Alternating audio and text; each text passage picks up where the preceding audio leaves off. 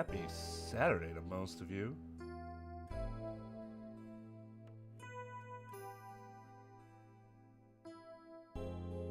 He wasn't he wasn't saying you said live either.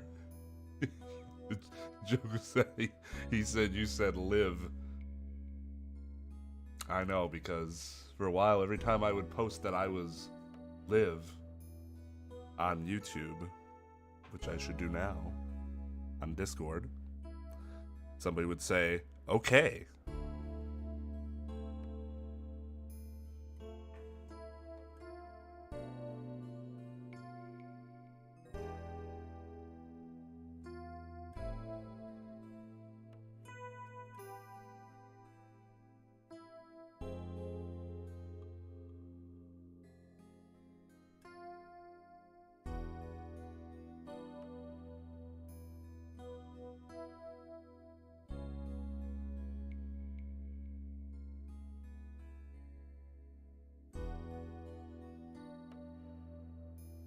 There we are.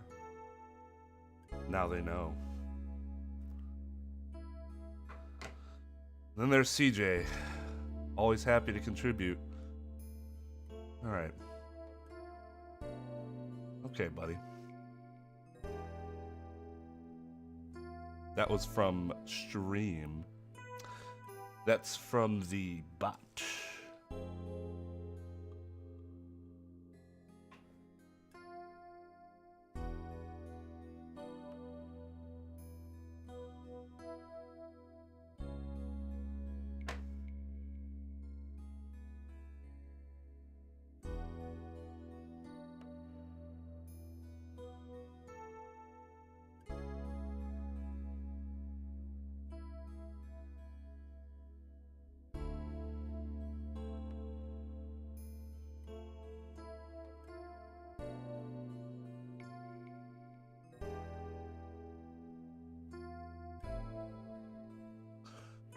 Alright, so we gotta save Miss Woods.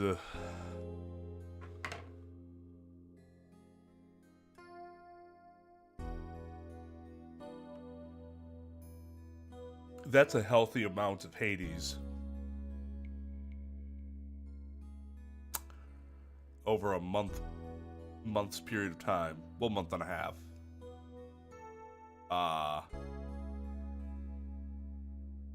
6 weeks, roughly 5 weeks. Talking like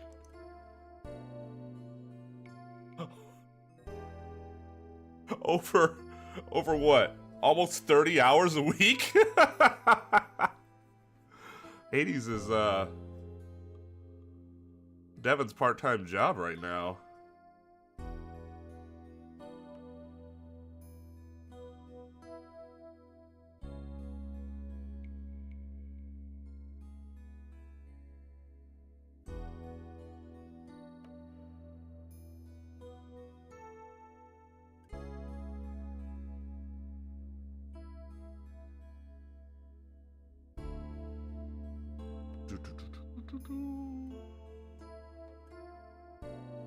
Am I too quiet?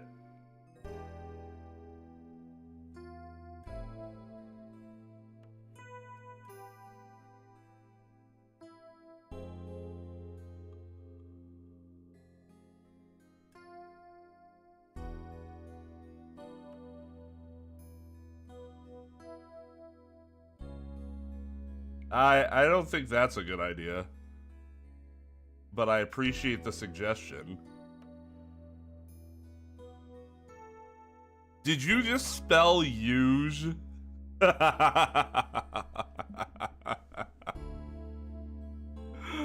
Oh, that's funny. Why did you confess?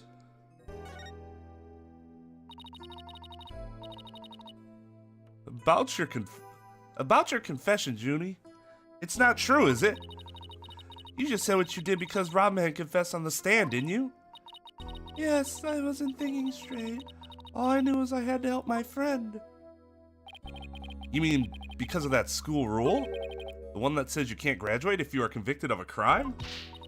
No, it's because of the real law. that says if you're convicted of murder, you will be found to have to spend your life in prison, even if you're a minor.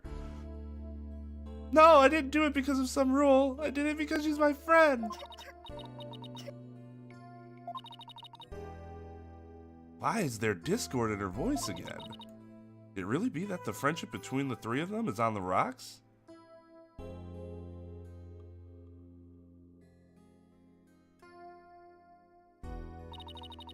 There's more here than meets the eye.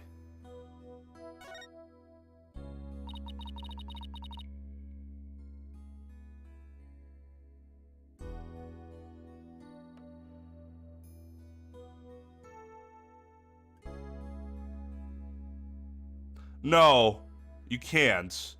But we established that in Japan, you can, even if in Japan, they consider you a minor for the purposes of crime under 20.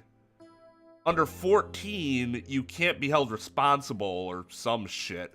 But between 15 and 19, there are special circumstances in which you will be charged with the full extent of the law, except that if you were to receive the death penalty, you instead receive life imprisonment.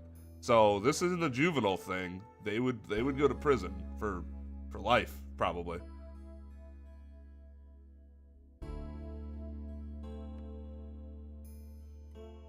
Hey, sometimes there just ain't shit to do.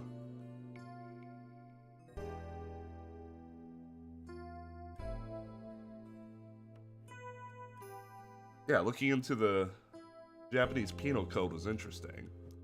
They would certainly just get life that would be charged as an adult here, and then it just depends on what state you're in as to what the possible punishments can be. So, like, this whole, this school rule thing is, like, hilariously irrelevant in this situation. Except for apparently in Japanifornia, there's an implication that they won't face life in prison. Or maybe anything. But they've already charged them in adult court. And they're in jail. So...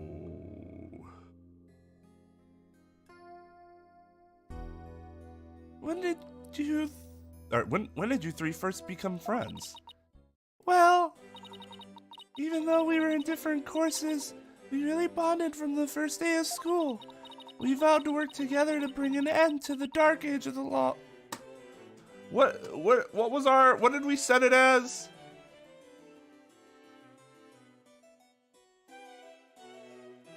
Hermioneism? Oh, we could be killed, or worse, expelled. Was it this? I forgot what it was.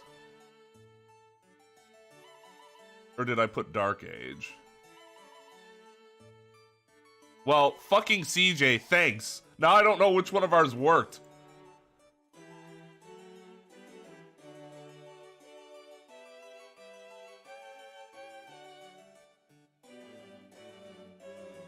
It's Dowel.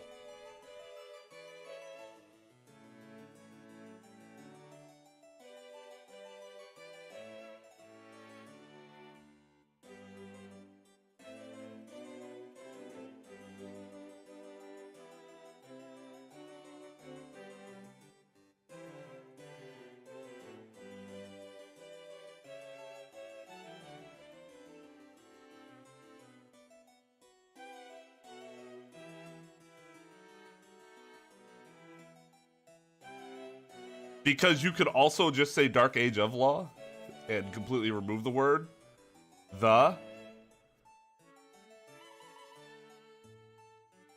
And it makes the acronym a lot cleaner than DOUTL. It's infinitely better than DOTL because that's just Dark of the Law. So...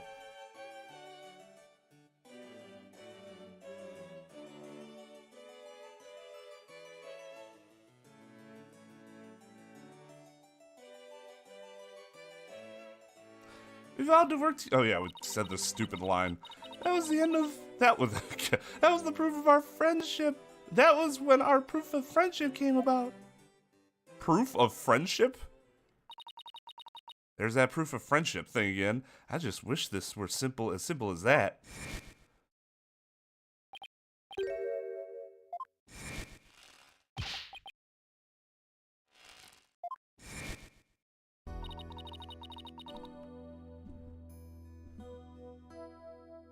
That's stupid. That might make me sound like a Grinch, but friendships don't need some fucking tangible item that you carry around with you to show that you're still friends.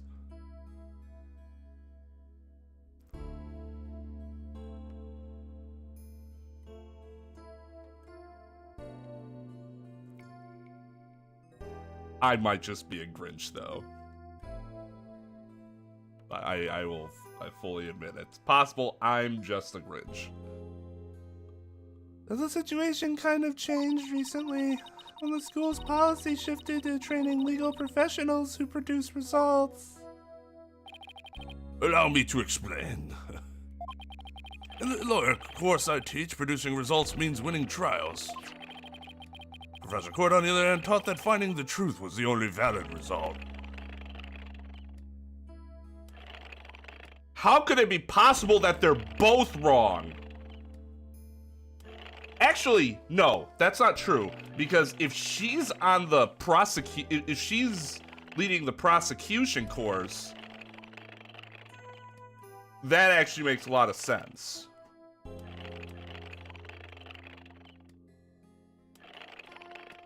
Something satisfying about that sound. I like spinning globes. How about you? She leads the judge course. That would make sense too, obviously, because the judge wants to rule based on what the truth is, right? But like, in theory, those two can coexist just fine. Because they each have different roles and how they go about things, even though, as I said at the end of stream yesterday, Professor Means is the worst type of person. Anyone who is results-oriented are the worst type of people.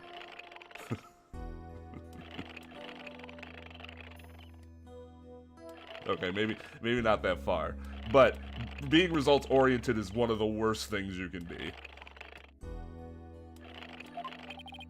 In terms of, like, your,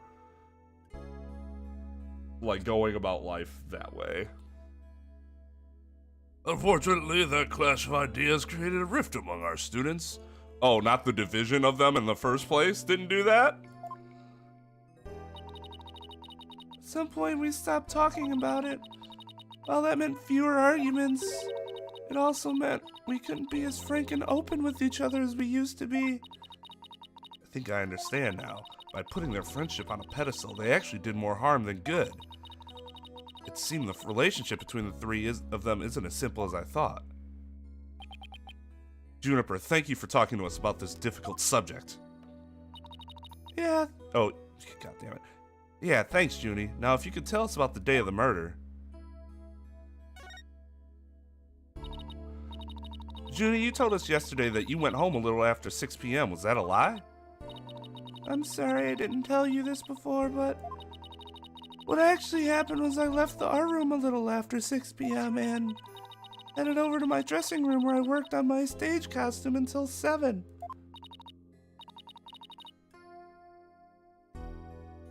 Are we ready, Light? It's 11. It's 11 for me. Oh shit, I need a shot.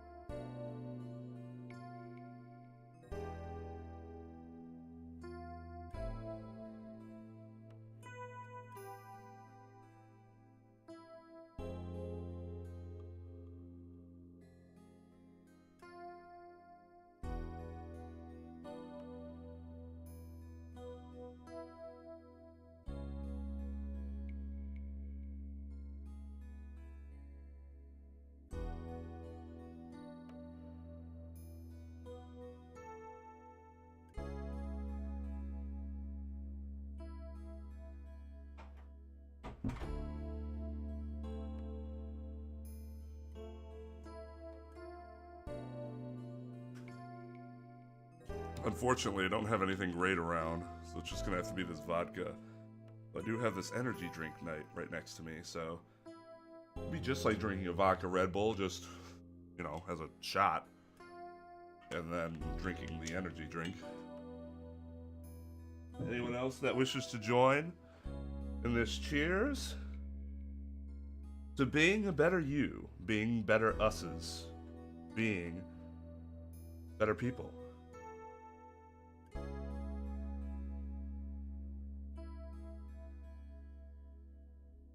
Well, that sounds good.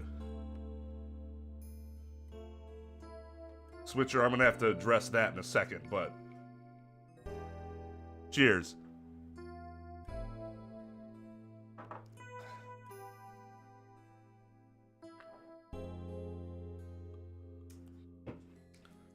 Okay, a few things. One, I just wanted to point out how much of this glass is unused. Look at that. You see see how much of the shot glass isn't used? Doesn't that feel like a lot? Like if it was a normal glass, I'd say, you know, that makes sense. But for a shot glass?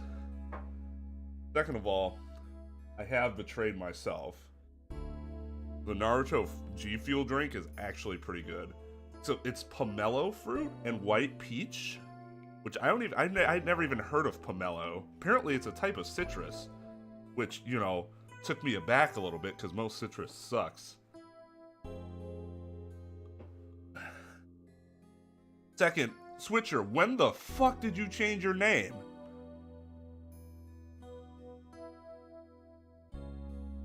Did Vince McMahon really hollow you out that much? Your soul? Hey, it don't gotta be alcohol.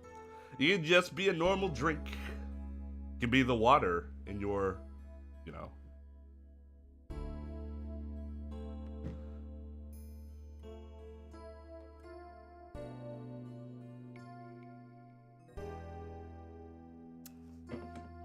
Well, I salute the extent of your character change that you made. Bravo. I am impressed. Yeah, dude. You can cheers with anything. It's just we specifically chose to cheers with alcoholic beverages. Does it just say cherry cola? Or is it like the store brand where it's like they try to sound like something else? Like, what was it Roundy's that used to have Dr. Thunder? And we're like, dude, you're not... you're not fucking serious, are you?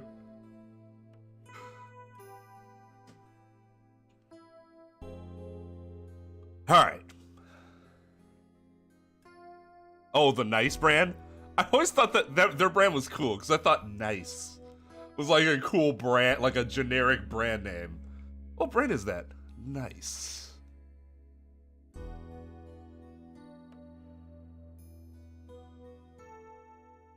Walmart? Maybe it was whatever their thing is then.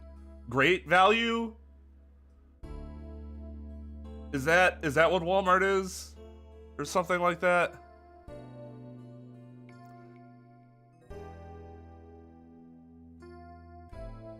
Yeah, I haven't had Dr. Thunder in a while, but I was scooping that up pretty consistently when I was a teenager, because I mean, it was cheap. And I was a teenager. I was working part-time, so when I wanted soda that I didn't want the rest of the family to have, I had to get my own. So...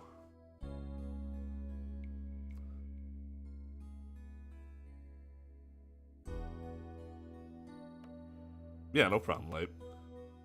I support your decision. Yeah, I've gotten over the peak hollowness, too. I'm actually kind of excited about the draft, just to see if anything changes. Probably won't, but... I heard SmackDown wasn't nearly as bad as Raw was, so I'll keep tabs as long as there's evidence that Triple H is in charge and not Vince McMahon. If Vince McMahon is back in charge, though, and that becomes very evident, then I'm just gonna be like, fuck it. Done. Done. You've seen that guy's mustache lately, right? He is not fucking Gomez Adams, and he needs to stop. That's it? You didn't go anywhere else? No, nowhere else.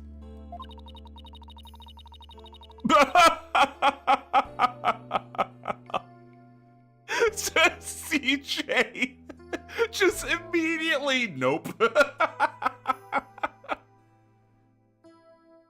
Oh. Yeah, I was hoping to hear more of that, like, from, like, crowd. Like, I knew you wouldn't hear that, like, on the broadcast, but I was hoping I'd see, like, more videos on Twitter of, like, what it actually sounded like, but I didn't really see too much. The greatest doctors, yeah, right? Did you notice he, like, dyed his hair darker, too? Like, dude, you are not fooling anybody. Yeah, I taking control means he's gotta look like a dumbass mob boss now. Actually, I'd say that's one of CJ's better attempts.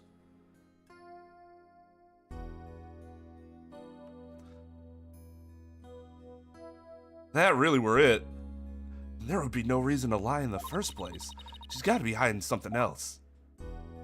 I'm trying to go back. I know when I first started with Athena, it was a southern accent, but it was kind of like, it wasn't overly so. So I think I kind of want to go back to that, because I think I kind of drifted into too much of a southern belle accent. Junie, do you remember this picture? Yes, but something's wrong here. Wrong? What's wrong? I took this picture around 6 o'clock, which was before I left the art room. But the clock here says it's just after 7. But the clock here says it's just after 7. God damn it. By 7, I'd already been working in my dressing room for some time. So there's definitely something wrong with the time in this picture. I guess we'd better go check the art room.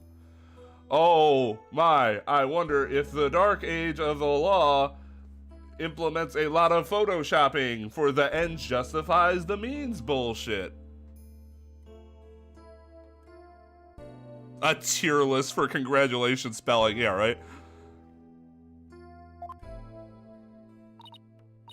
Okay, just one last question of the day about the day of the murder.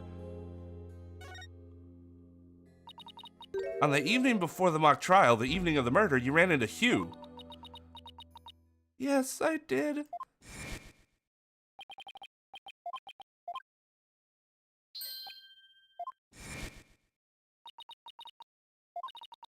She suddenly went silent. She always was terrible at hiding things. Was she trying to keep their meeting a secret by lying about going home at 6? Alright, I won't press the matter any further. Is there anything else you noticed on the night of the murder? Well, I don't know if this will help, but that evening I went back to my dressing room to get something I'd forgotten there. It was well after the last bell rang. I'd say maybe around 8:30. Around 8:30, huh? That's over an hour after when the crime supposedly took place. That's when I noticed that both stage statues were finished. They were quite large and they were each covered with a white sheet, but I could tell. It made me happy to think that after all that hard work, they were finally finished. Oh, right. The statues that Robin made. So they were covered in white sheets? Junie, are you alright? Sorry, I'm a little tired, that's all.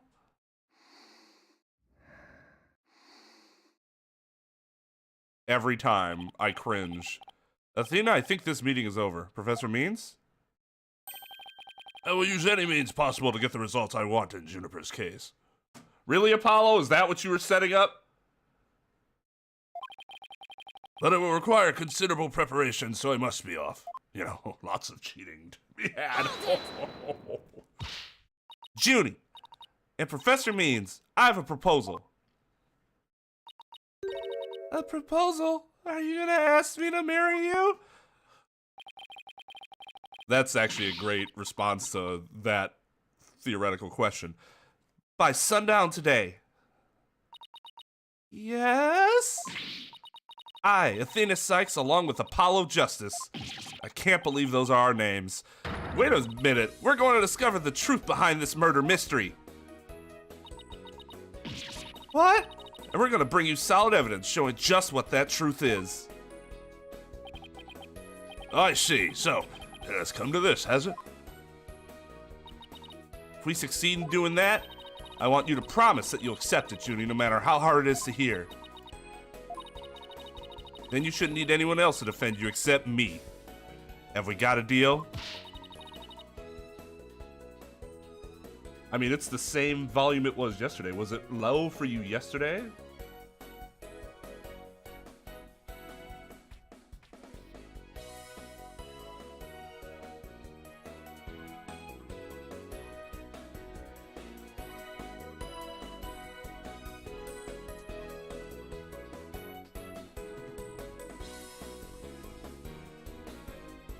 I was just too tired to type. Game music's low.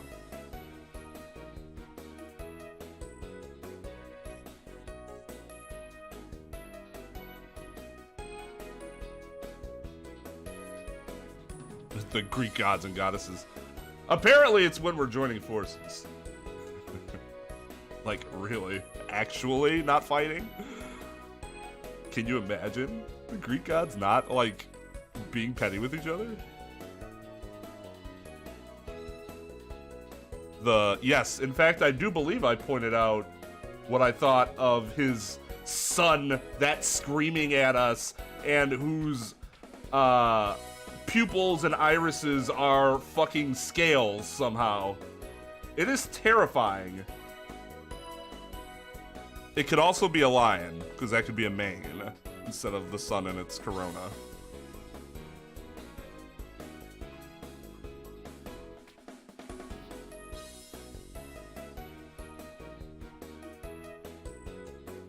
If the Greek gods had a court, a lot of their shit would be taken care of. I'm, you know, just saying.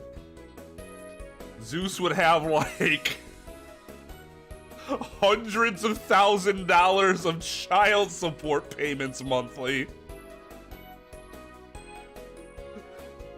But there'd be a lot less, like, bullshit going on.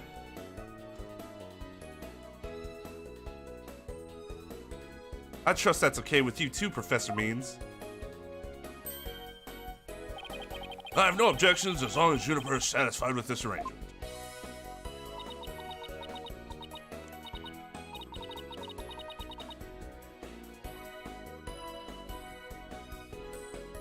Okay, but only if it's the real truth. An incompetent court would still find that Zeus has to owe a lot of money. You can't pay with thunderstorms and rain. That is not monetary consideration that can raise a child. So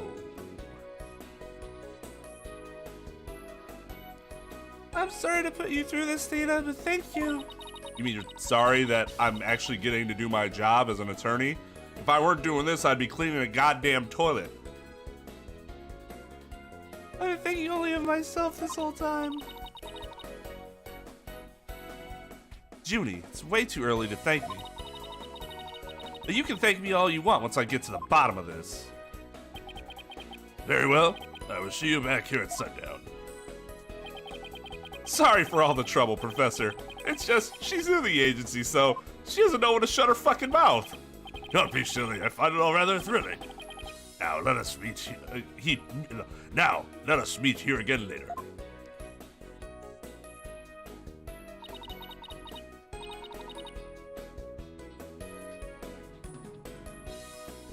If you'll excuse me, I'd better go. Okay, see you later.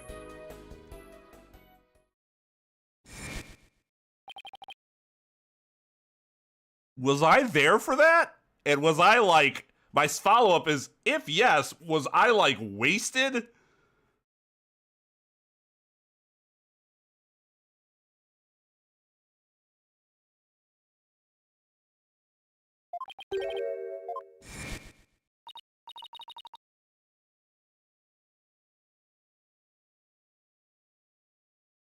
Oh, okay. Yeah, I know. Oh my. It's no time to be thinking about that. I've got an investigation to do. I will find the truth by sundown, no matter what. Now I'm gonna look at you. We wanna go to the art room, right?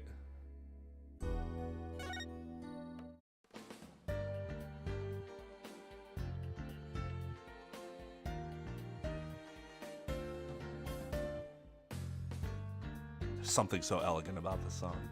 This theme.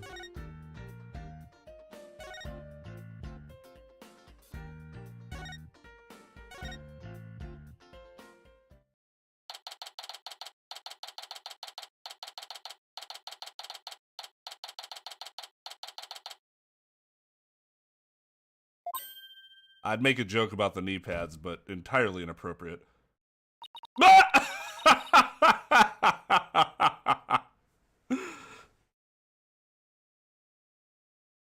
Is it my imagination or did something just move? Afternoon, you two. Prosecutor Gavin, what are you doing here? Don't you think sneaking on a campus like this is just slightly suspicious? Who says he's sneaking? I'll have you know I'm continuing my investigation in the strictest of confidence. I don't want to be caught napping. I don't want to be caught... Wait. Was that him that said that? No. I don't want to be caught napping again at tomorrow's trial. And that means a thorough investigation today. Think you can lend us a hand? I'm not one to refuse a damsel in distress. But you needn't have asked, Fraulein. I intended to help from the start. Oh, he was a court acolyte, wasn't he? A court comrade. Court crusader. I don't know. So that really fits why he's like all about the truth and nothing else.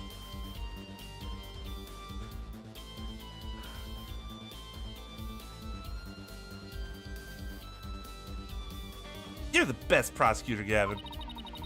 She's not wrong. Okay, time for a thorough investigation. I bet we missed lots of stuff yesterday, because they only give us one goddamn day or evening to look at shit. Prosecutor Gavin, you were scheduled to perform at the school festival, weren't you? That's right, but I hadn't seen this stage until yesterday. That backdrop with the starry sky and big crescent moon isn't half bad.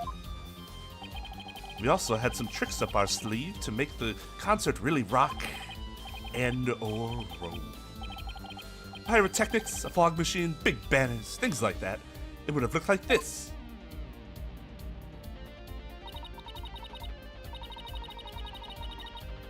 Oh, the plans from yesterday.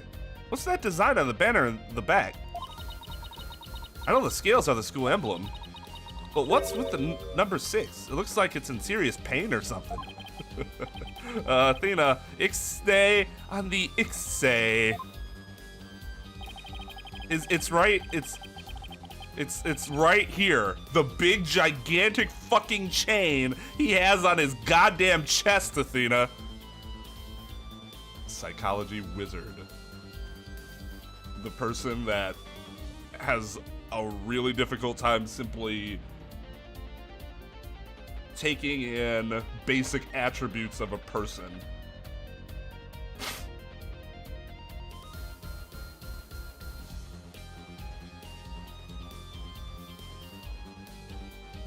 That's the governor's logo, Fraulein. Oh, a nice pink Latin hair forehead. Really smooth. Oh, I mean, it looks like the number 6 rocking seriously hard. 9, Fraulein. It's a G for governors, not a 6. But whatever floats your pretty boat. So where's the banner? I don't see it anywhere on stage. It was an important part of the show, but the school managed to misplace it somehow. It's a pity. We had it specially made from heavyweight, high-grade cloth. Missing banner and 2 broken statues. There are mysteries aplenty to be solved, yeah? Come to think of it, one of the broken statues was Professor Gavin. One can't help but think that might have been kind of a passive-aggressive slight. Yeah, what's up, Jeff? As you can see here in the stage plans, right here we have the statue of me. And right here, Wright's statue. But little does that matter now, as we both lie in pieces thanks to you. Here, forehead. What did I ever do to you? Actually, this statue broke into rather large pieces. Why don't we try to put it back together? Maybe we'll learn something new. Picking up the pieces of a shattered rock star? Actually, that's one uber cool idea. There might even be a song in there somewhere. Yay, let's do this, now! Is this an investigation, or am I interrupting a German language club social event?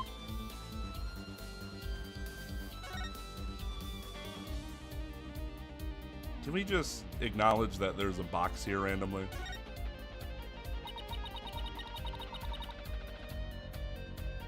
Did I say Professor Gavin? God damn it!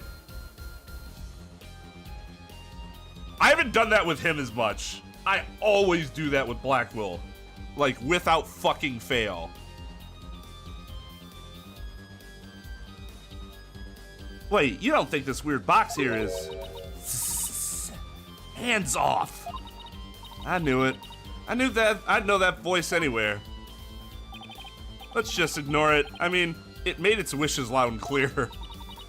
So this is the future cardboard box technology has afforded us, huh?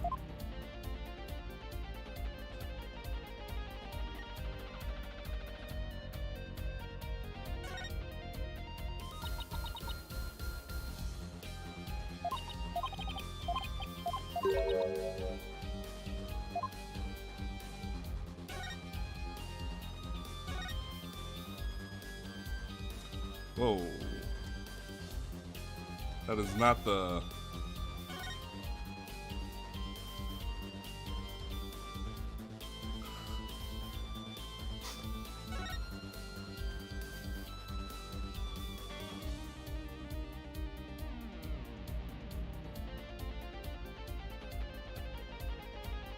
Prosecutor Layton?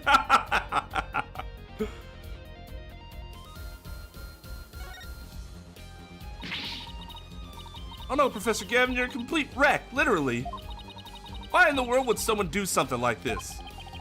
I don't know, but whoever did it must have felt an amazing sense of release. Can I take that as a confession, Heffelhead? What? No. I feel bad for Robin. She worked so hard on these. Let's pick up the pieces for her. You got it. Let's check every nook and cranny of this stage then, yeah? The game 000. I don't care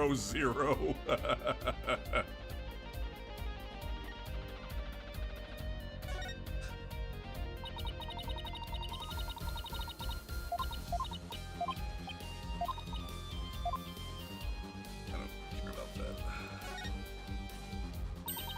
Found one. Piece of Prosecutor Gavin's shattered pride.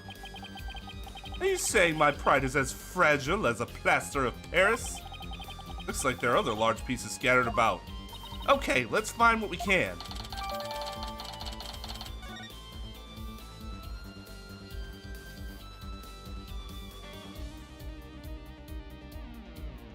More shattered pride. Found another piece of the statue. There should still be some more. Let's leave no stone unturned.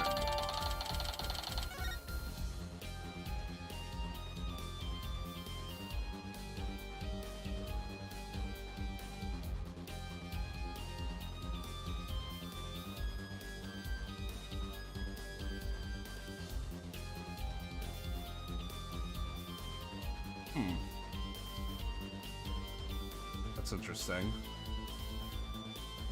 So there's still more than that, huh? But they won't let me lift the bag. We can't pick any of that up. There's nothing, there isn't one like right next to that. There's one.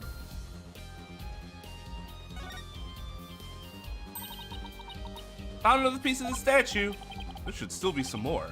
Let's leave no stone. God damn it, do we have to say that every fucking time?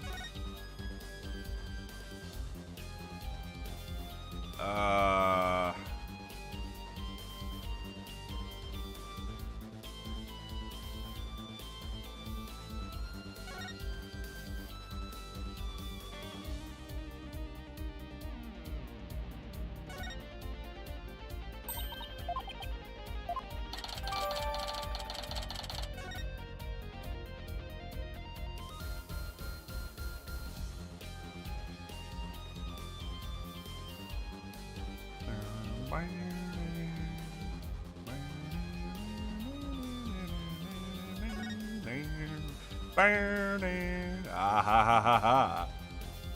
Sneaky, sneaky. This looks like another piece of the statue. Thanks, Apollo. This makes 5 pieces in all. I think we have all we're gonna find. How the fuck do you know? Okay, let's get back to where Prosecutor Gavin was shattered. I think you might want to reword that. Did I say Prosecutor Professor that time? I don't even know. Like, I know I just say a P word. Well, I don't see any other big pieces lying around. Yeah, let's see if we can put the statue back together. Alright, Apollo, you come over here and Prosecutor Gavin, if you could hold this.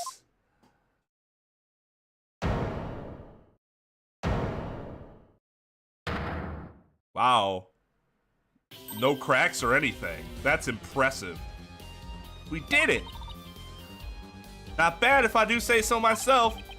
Yeah, but don't you think it's strange? We put the statue back together, but look. What's with all these leftover white pieces? These two look like they go together. And these pieces too. Athena, what do you think you're doing? Don't stop me now. The artist inside me wants to get out and have a good time.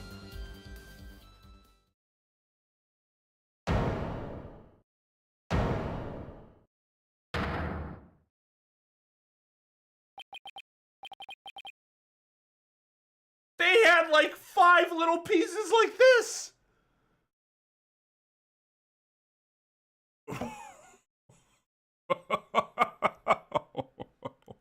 Okay, game. I thought it was gonna be like a little, like just like an item or something. Jesus fucking, are you kidding me? She built a fucking whole ass statue with those.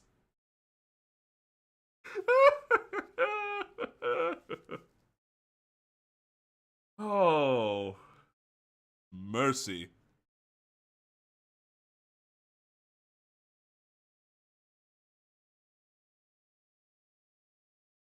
So, what is it?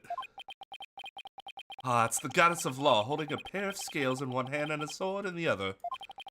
That's quite the feat you pulled off there, Fraulein, considering you, like, must have literally created material out of nothing in order to complete this statue. Ooh, I love that feeling you get after you pull all the material you need from another dimension. I.e., out my ass. No, I knew who it was. I meant to ask, what's it doing here? Not sure, there's no statue like this in the stage plans. Still, I could swear I've seen this statue somewhere before. Probably at your school. Since apparently it's such a big deal here.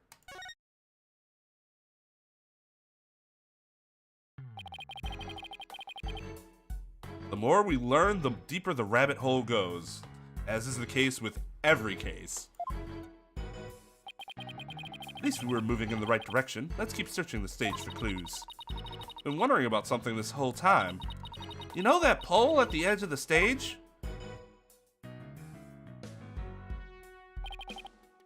You mean this?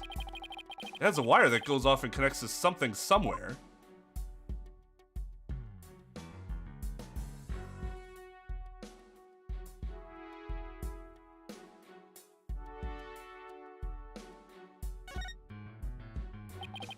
Impressive building, fit for an impressive school. I don't care about that. This wire is for hanging banners over the stage. One of the policemen who was here earlier was checking how it worked and didn't notice the open window? Or maybe that's... He was the one outside the... or inside the window. Oh, so that's why the banner looks like it's out of place.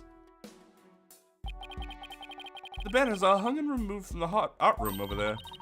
That's the art room over there, as in the scene of the crime? Bingo, Fraulein. Oh, I thought that was Apollo. Bingo, Fraulein. It's still crawling with cops, though. Hey! Anyone in the art room? Oh, it's you people! In justice we trust! Ah, it's Detective Fulbright. In justice we trust. Is that some kind of a greeting between you two? Detective Fulbright, can you lower that banner from there? Of course! Justice, leave it to me.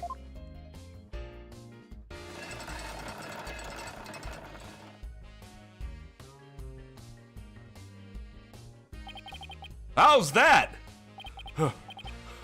Woo! Thanks, Detective. In justice we trust. Ha ha ha! Always glad to help. In justice we trust. Oh, he's charming. So is that some kind of greeting between you two or not? I will not be ignored. Well, looks like the banner's down now. Let's go take a look. It's the scales.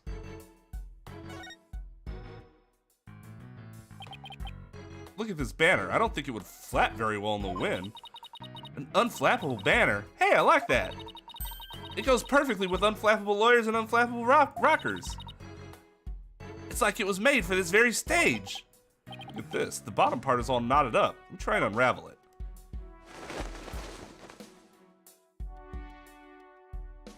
Ooh. Geez, you really have to? You don't come across an unflappable banner every day. Athena, there are some things that have to yield to forces beyond themselves. What a cruel world we live in. Hey, a scrap of paper was caught up inside. It's blowing away! I got it! Yeah, great catch, huh? You saw me do it. It's like some kind of note. What does it say? October, Hugh, 120. What's that supposed to mean? Test score, maybe? Pretty impressive when you consider that 100 is a perfect score. I don't see how even Hugh can get beyond perfect. Fraulein, shall we inspect the banner again now that it has been unraveled?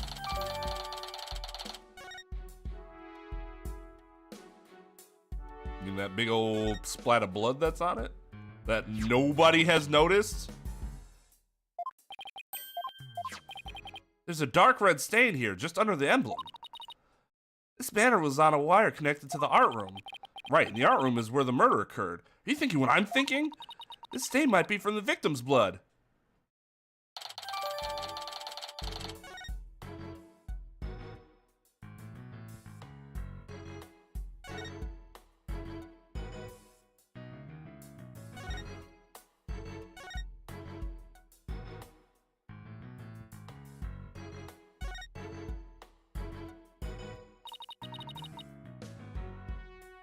The other statue Robin made, it's been smashed to bits.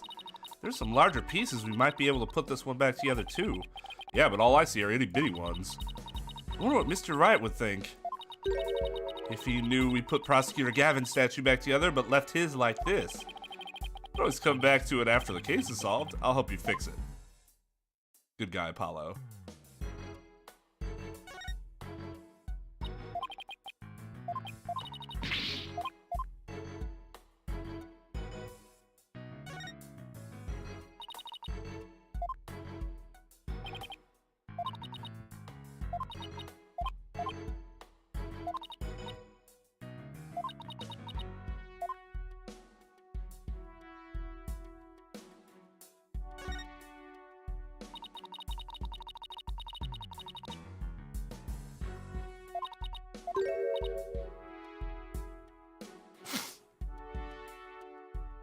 Oh, I should mention, most courts that you'll see the witness, we might have talked about this like way back, but, this isn't where most witness stands are in the US. The witness stands will be like here, like in a box next to the judge. It'll normally be on the side that in which the jury is seated on. So the jury have a good view of the witness.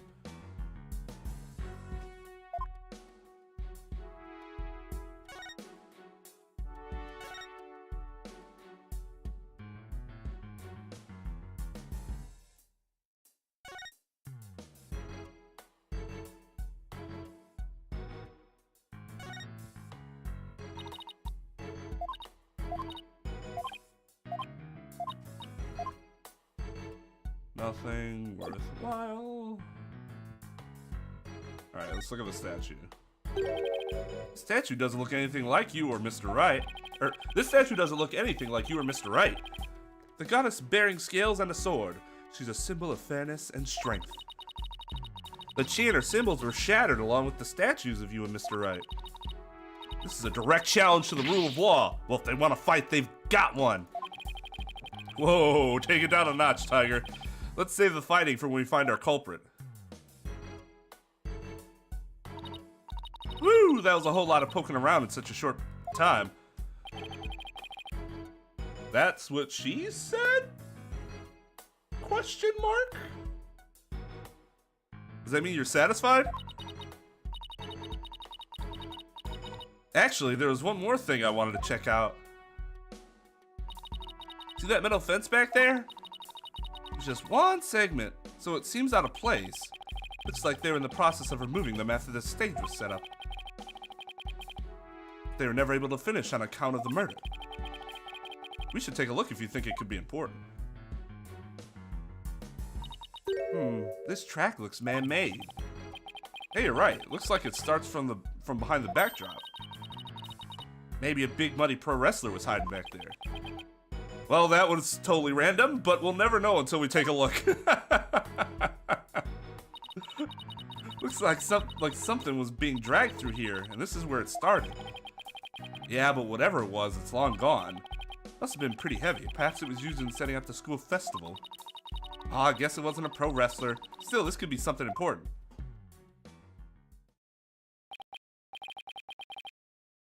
Well, that's about it for the stage. Right. I think we better search the art room next.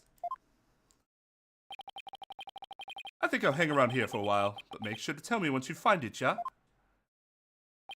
Find what? What else? The governor's banner that disappeared from the stage. You never know. It just might be connected to the case at hand. Really? Or does he just want his banner back?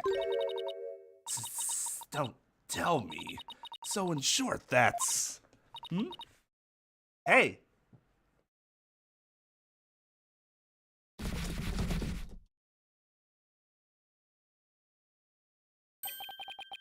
That box, it just took off running. I have a pretty good idea who that is, as I expect you do too. Like, you shouldn't be shocked at all. Come on, we can't afford to have any weird articles written about us. The maintenance area is over in that direction. After that box!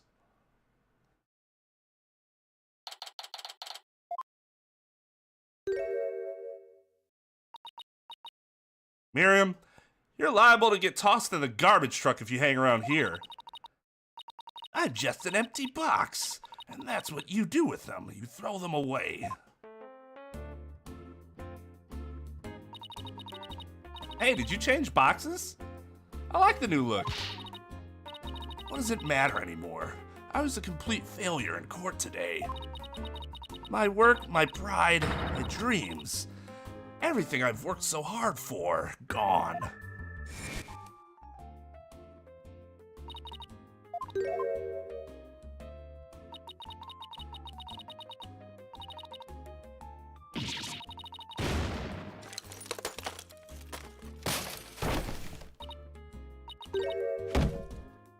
I was trying to see what those things on her, like those care clips were. Come to think of it, calling her a failure as a reporter might have been a bit extreme.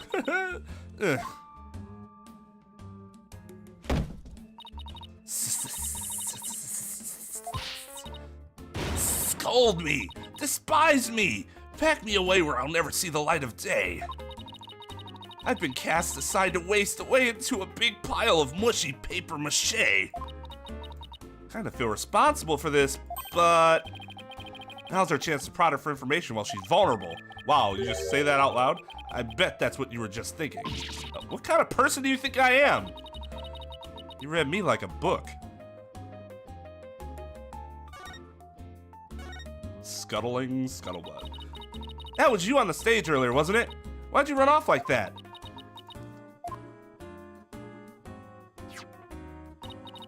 Take a look at this.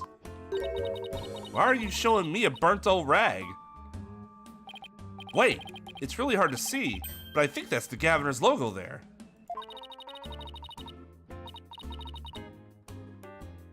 So, is this the banner that disappeared? It's all burnt up. Don't look at me. I just happened to find it in the incinerator. Incinerator? Did Blackwell actually make good on his threat to burn her box? We should probably try to find out whether someone tried to destroy this on purpose. Yeah, this banner's sounding less and less unrelated to our case, Apollo.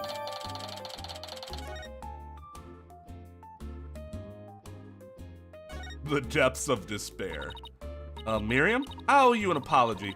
I shouldn't have said you were a failure as a reporter. Too late. I already decided journalism isn't for me. The last step is to erase all the photos on my PC. I'm really gonna do it. Here goes. 5%, 10%, or years of my life down the drain. Shouldn't we stop her, Athena? Miriam, you should keep publishing your paper. I didn't mean what I said, okay? You didn't mean it. Oh, no, my photos, stop! Cancel, abort! Colonel! I'm sorry, Snake. You've lost all of the photos. Did you stop it in time? Deletion progress. 99% complete. There are only 2 pictures left. Should have backed them up to the cloud like any normal person would have in 2026. What are you going to do now, Athena? You owe it to her to make this right.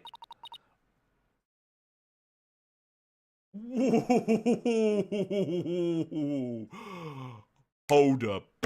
Wait.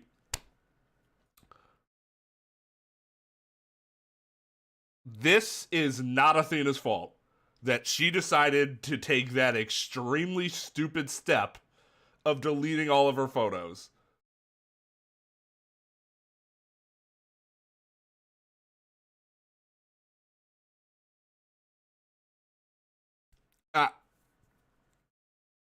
How can... Okay. I know. And she's just like, yeah, you're right. I was the reason that happened. No. She made her own choice. Using her own free will. And not something that, like, needed to be made.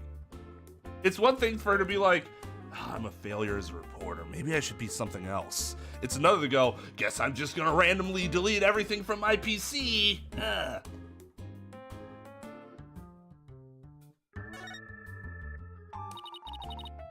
Don't worry, Miriam. Your photos may be gone. The memory of your photography genius will live on forever in all of our hearts. Oh, Athena, that was cringeworthy. Hey, Miriam, check this out. You took some amazing photos of the 3 of them. I'm sure they really appreciate it. Obviously. I'm the ace member of the newspaper club. The only member, in fact. I know this won't make up for the photos you lost, but here are your newspapers back. There's no rest for the wicked. I plan on pursuing those 3 for as long as I live. That's... problematic? I think we can all agree. Miriam, why are you so obsessed with Juniper, Hugh, and Robin? Obsessed? I'm not obsessed with them. It's just, they were so close. Ever since their freshman year, so, well...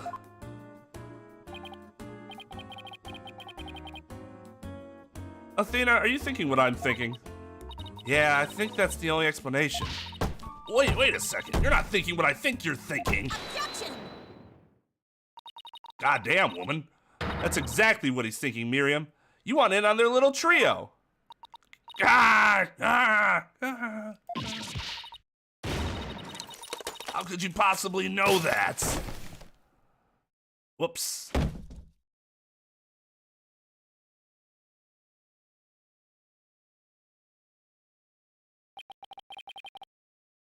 The bad team and the good team. Damn.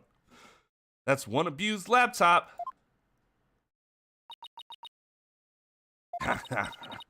My laptop won't turn on. Never thought my life would end so soon. A mere 17 years. Now I really feel bad. Oh, I know. Miriam, we have a laptop at the office. We'd be happy to lend it to you.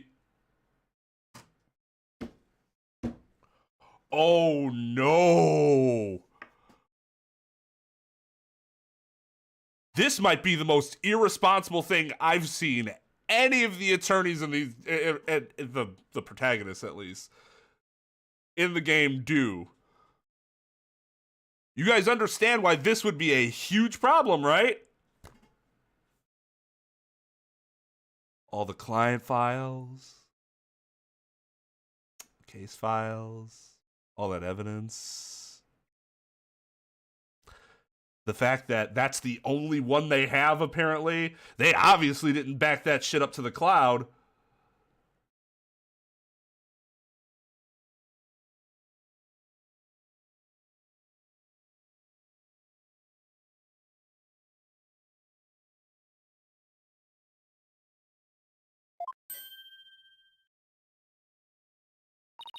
Huh?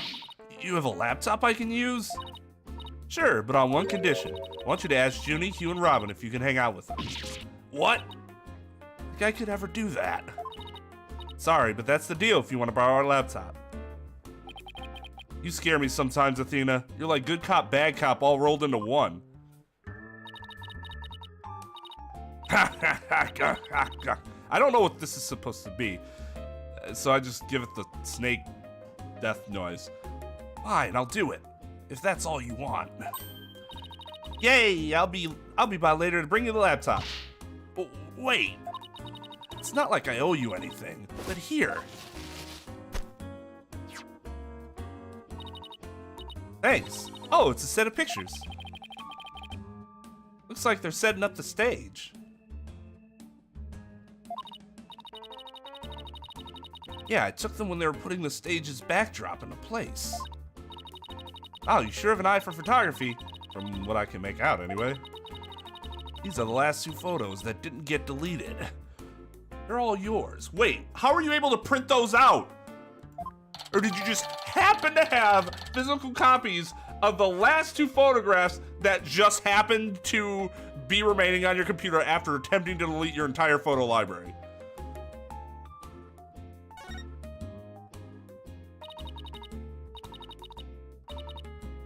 Phoenix's homework file. I'll see you around, scary lawyer lady. It wasn't even on her camera. It was on the laptop. That was really impressive, Athena. What's next? At least I thought so. Maybe it is on her camera. Well, I'd like to talk to Hugh or Robin if possible. Okay, let's walk around and see if we can find them.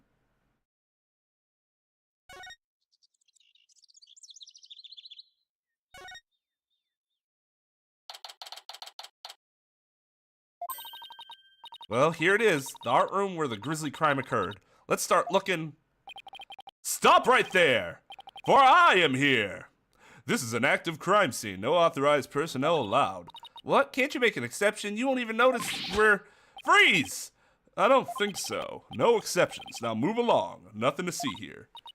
He doesn't seem very accommodating this time. Let's try again later. And why even give me the option right now?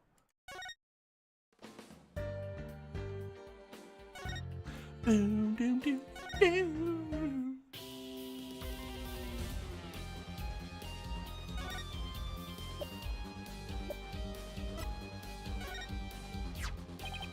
Why are you carrying a sooty mess of fabric around? Yeah, about that. This is kind of hard to say, but... This is the banner you've been looking for. It was found in the incinerator. It wasn't hard at all for him to say. What? This ash and cinder? That's all that's left? Somehow I don't think this was a random act of vandalism. Yeah, it no doubt bears some relation to the case at hand. In short, this is a challenge directed at me and Gaviner's fans everywhere. Mark my words, Fraulein, I will find the perpetrator behind this crime. Great, thanks. Does he mean whoever burned the flag? Or the professor's killer? I'll just cross my fingers that they're one and the same.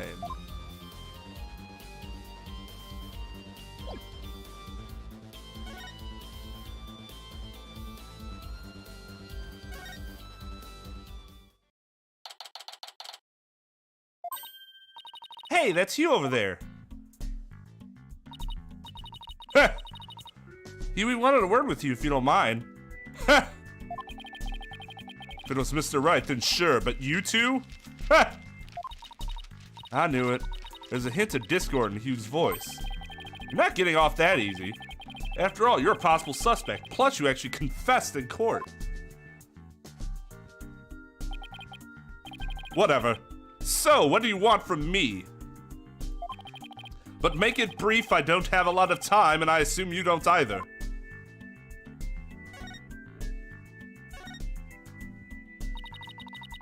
About your confession today, you weren't serious about that, were you? Let's just say I had no choice thanks to a certain lawyer who failed to get the job done. Gulp. So you're really prepared to take the blame for this? Not gonna happen. The voice on the tape is female, so that rules me out. Let's put it this way. You don't actually believe that ridiculous play on words, do you? Well, my confession is just like that. A means to an end. Or as we say around here, the end justifies the means. That's actually how it's said everywhere, Hugh. But I actually do believe the voice is shouting Hugh O'Connor. Juniper's confession was quite advantageous for the real killer. But if Robin or I were actually the killer, we wouldn't have confessed. It's that simple. Even you should be capable of such reasoning, or have I overestimated you? You'll make a great lawyer someday. I mean, you seem to enjoy getting under people's skin. Could Hugh and Robin's confessions really prove their innocence instead of their guilt? This is gonna take some serious thinking on my part. Sure looked like I was gonna say professor again. Sure looked like Prosecutor Blackwell was twisting your arm to testify earlier today. There's some sort of secret he's using against you?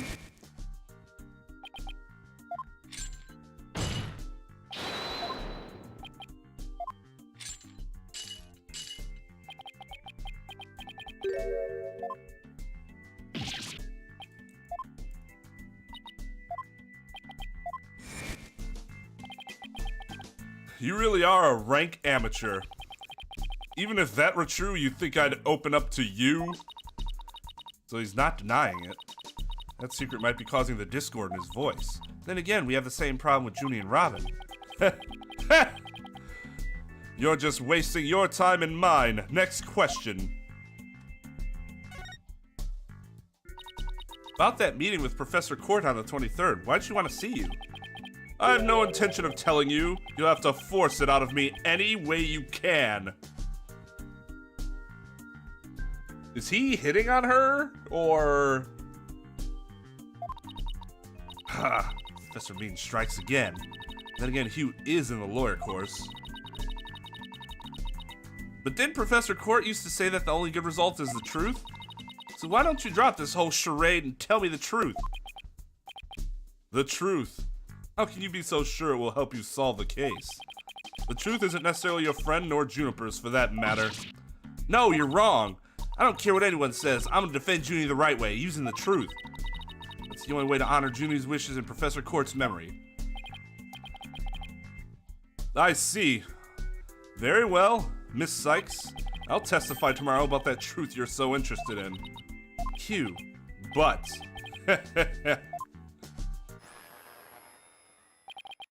Don't look to me if something happens to Juniper because of it. Understand? What's that supposed to mean? I don't know, Athena. What do you think? What a terrible thing to say. I thought you guys were friends. Yes, we were. Until just recently, actually. Were? I already told Juniper, so I might as well tell you. I don't really care about her anymore. What? Why? Just as I have my secrets, she has a side you've never seen.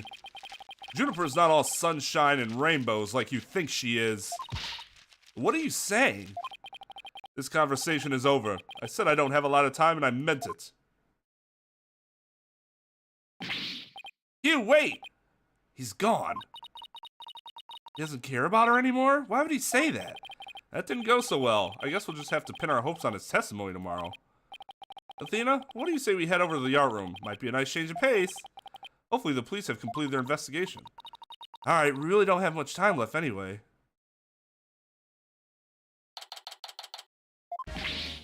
Ha ha ha! What? It isn't my little lawyer friends again. Thanks again for lowering that school banner for us earlier. Don't mention it. Helping those in need is what my brand of justice is all about. Right. So this art room was where the murder actually occurred? That's right. You can see it with the naked eye, but there's blood on the floor. That area roped off in the middle of the room marks the spots. The police investigation is done, so if you want to look around, knock yourselves out. Don't mind if we do. Ooh, here's that use.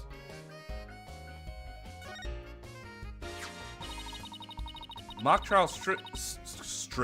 A mock trial stripped on the floor and nearby an envelope marked use. I wonder if Miriam's strip was ever really inside that envelope. Let's see here. By Miriam Scuttlebutt. And the title is Rogue et Noir. Crimson Blood and Dark Judgment. I wouldn't take part in that mock trial if she begged me. I wouldn't take part in that mock trial if she begged me. It says there are special rules allowing the payment of bribes while the court is adjourned. Oh, and you can bring in up to $3 worth of fabricated evidence. It also says, welcome to the darkest mock trial ever, where the ends justifies the means. The prosecution claims this is the script that was supposed to have been used. But the scripts were selected by Professor Court. Considering how much she valued the truth, I seriously doubt she'd pick the script entitled Crimson Blood and Dark Judgment. Shut. Shut.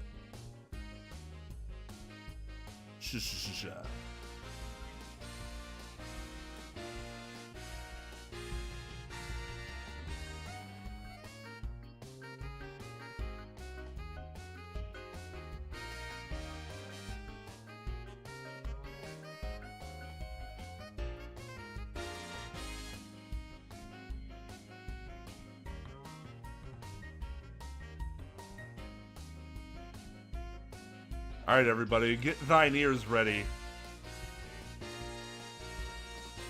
Are thine ears prepared? Don't say I didn't warn you. I'm curious.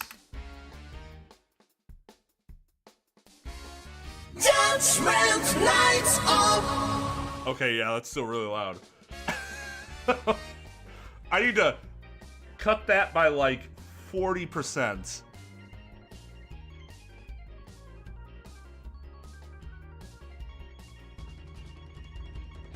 I was prepared and I still got jump scared. Just need to make sure you are all up and awake.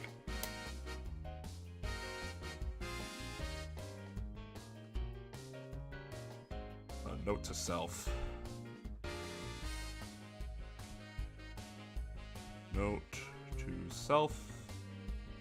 Sounds. Reduce judgment. Knights of Thunder by 40%. Add Nate Dog. Hold up. Sound.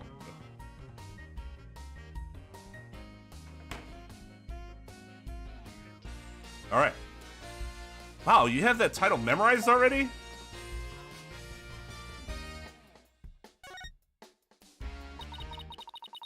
I don't like this. I don't know what it is that I don't like about it, but I do not like. You can't see it on my screen.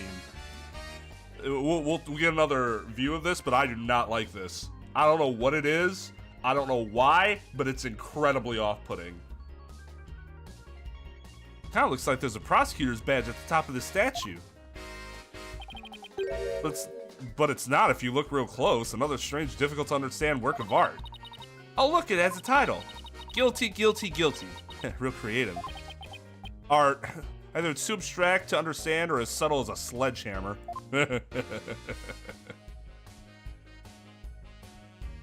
Oh, they're not gonna let me, like, change the, that sucks.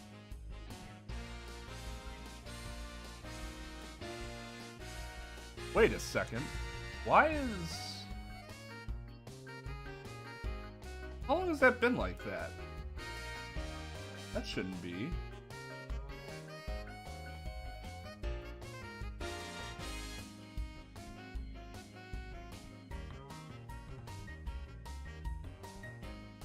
Alright, that's how it should be. But this is what I'm talking about. This right here. I don't like this. I'm not a fan. I do not like what's going on here.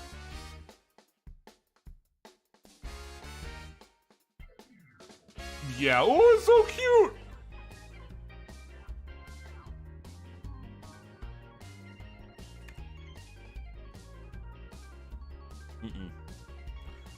I do not appreciate that work of art.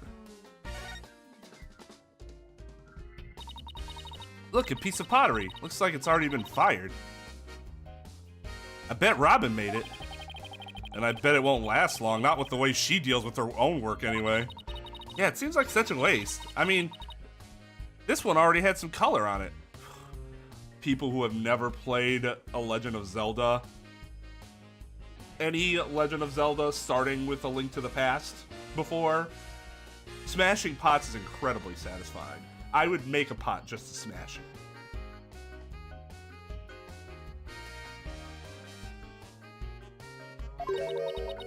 It looks just like bloodstains the way the glaze dribbled onto it. Just like bloodstains? In justice we trust. That does look like bloodstains. We'd better examine it at once. Wow, we really fucking suck at our jobs, don't we? How did the police not look at that and go... Like, he just made it seem like he'd even look over there. I get it. The victim was stabbed in the middle of the room where the big bloodstain is. And then brought over here, at which point some of her blood dripped onto these pieces. That means the body very well could have been dropped from this window. In the mock trial script, the body was dropped onto a mat. Then a ball cart was used to move it over to the stage. The maintenance area is below this room, and the storehouse there has a mat and ball cart. So, even the moving of the body was carried out just like in the script. Killer sure had a thing for Junie's script. Well, what'd you expect? That's why we suspected the defendant in the first place. Well, you're wrong, and I'm gonna prove it in court.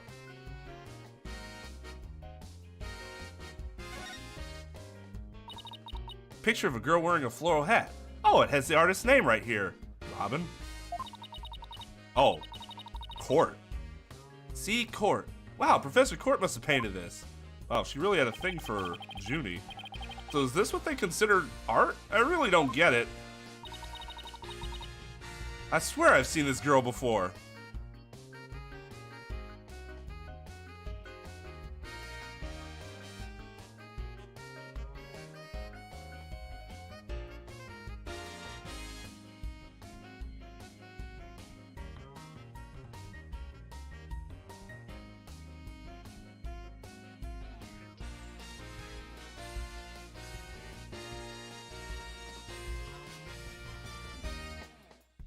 Jesus fucking, are you kidding me?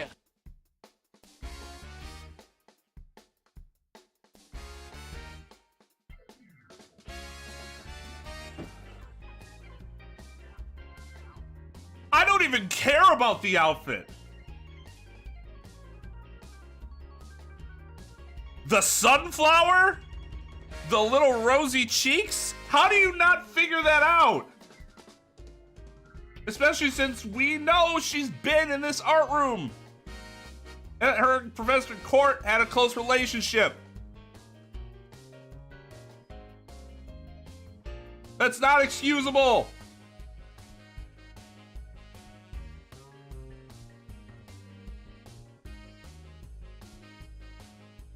Good God! There's an air of fragility about her, and those pity-inducing eyes. Who is this again? Her name's on the tip of my tongue. Really? Really, game? Perhaps maybe the girl that's right over here? Picture of a girl. Okay.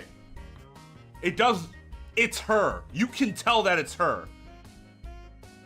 I could show you a picture of me with dreadlocks, and you're still gonna know it's me because my face is still the same.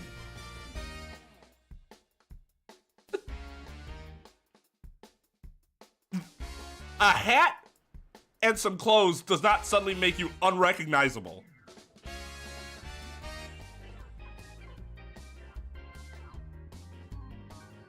What else would you think these are? Sunflower's the only thing that came to mind because of the crosshatches and then the like sun-esque petals.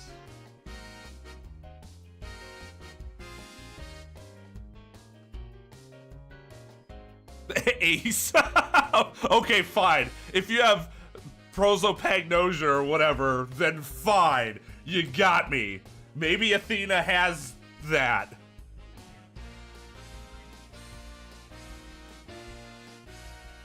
Picture of a girl wearing a floral hat. Oh, it has the artist's name right here. R. Newman. Wow, Robin must have painted this. Huh, this person also has pigtails and sunflowers on her hat that also looks the same as in the abstract painting. Is this Juniper? The clothes are different, but thank God.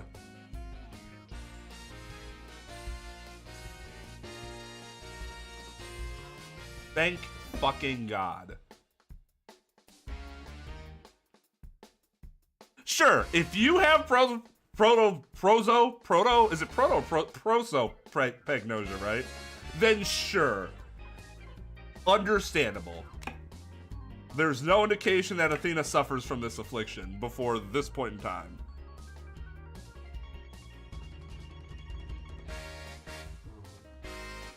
Because I will tell you, a hairstyle does not fucking change how most people would recognize a person.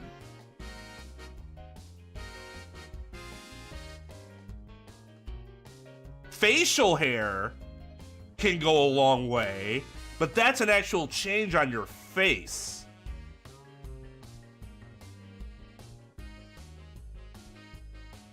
Yeah, thank you for having eyes that function. Oh, I'm being ableist. He's being ableist towards the blind.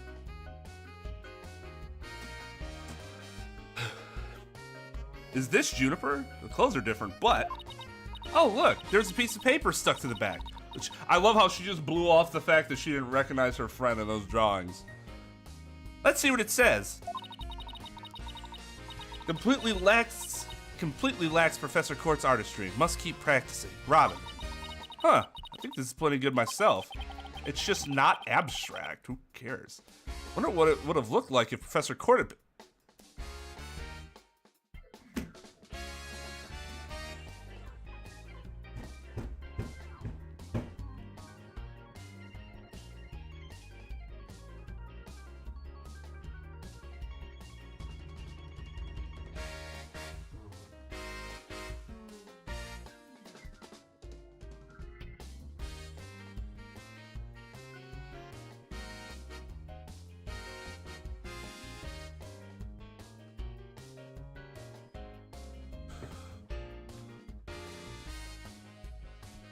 I wonder what it would have looked like if Professor Court had painted Juniper. I bet it would have been really artistic looking. Jesus fucking, are you kidding me?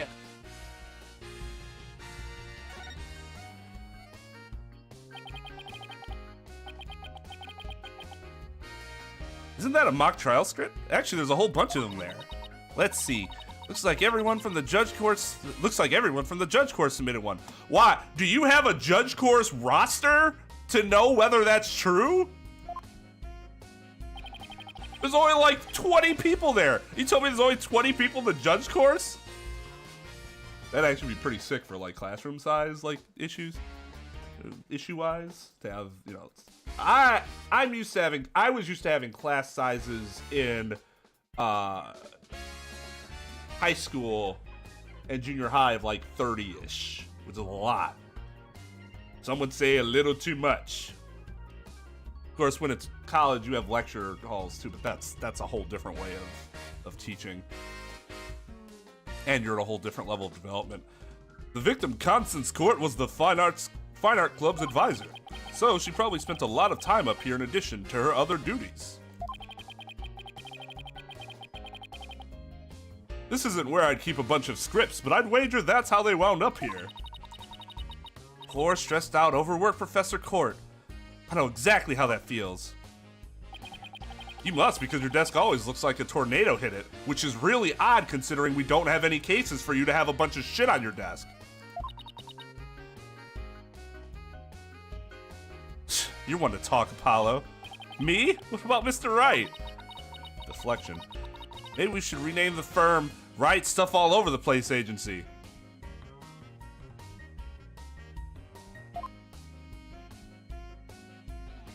Anyways, where's Naoto Hachioji-senpai? Where are you? I want you to draw me. There's a paint palette here. No surprise there, considering this is the art room. It's like someone mixed yellow and red to make...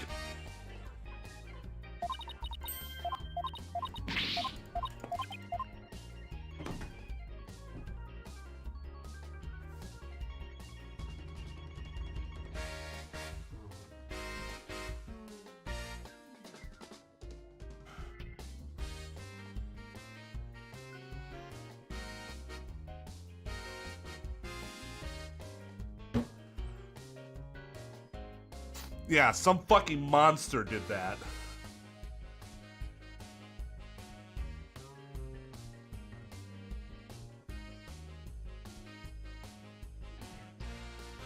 She said she preferred yellow, didn't she? Which is, that's fine. I don't really like yellow that much myself, but it's infinitely better than orange. I don't want to see the rest of the dialogue if that's how you start it off. Best way to get me to not care about another word you say is start off a speech or something with... Clap. Thank you. Orange. Done.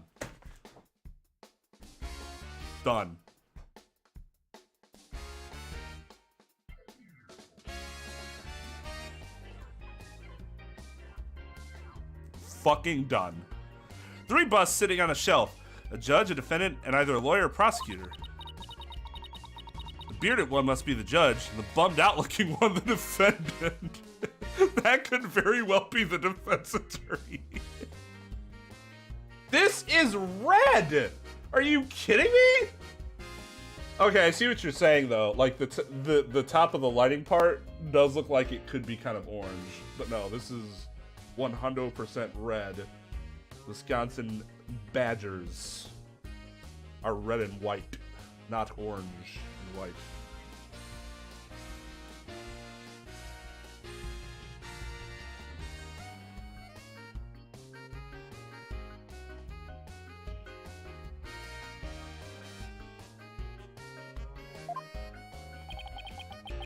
Look, there's another one that's fallen onto the floor. Which one fell, the lawyer or the prosecutor? Think, Apollo, think! This could tell us how tomorrow's trial will go. I'll just wait for tomorrow's horoscopes, thanks.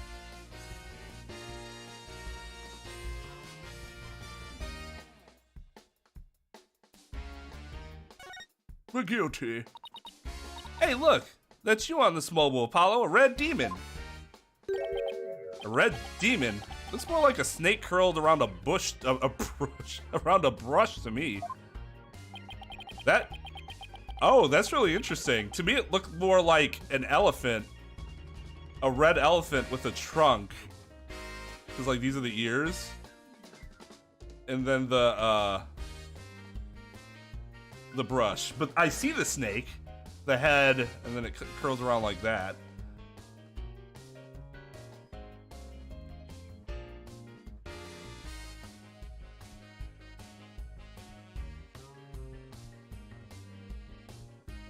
Trep, my dude. We know each other better than that by now, right? To think I'd purposefully come on here and wear an orange shirt, or in fact own an orange shirt. Like I said, I've owned one orange shirt in my lifetime, and that was when video game shirts and stuff first started like becoming a little more popular. Not entirely yet. Hot Topic was still Goth Topic, but they just started getting a little bit here and there about the video game shirts in. A little bit here and there. And one of them I got was an orange shirt with a Goomba on it. Because I was like, oh, Mario, awesome! I didn't really care. It could have been fucking anything. And I would have bought it.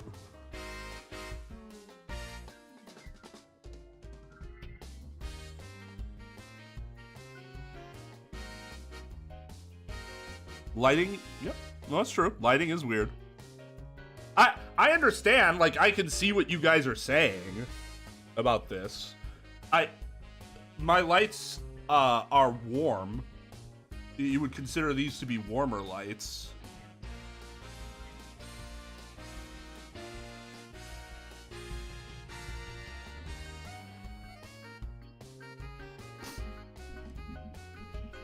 No, see the antennas and the yellow spots on its back? Anyone can see it's a ladybug. Well, what's this, then? I guess we'll have to agree to disagree. Jesus fucking, are you kidding me? Look at fucking mature-ass Apollo here. Apollo be on Twitter like, haha, let's just agree to disagree. What a enlightened fellow. Fine. We can investigate this further at a later date. Agreed? Okay, let's do that. You okay with that, Athena? I don't fucking care.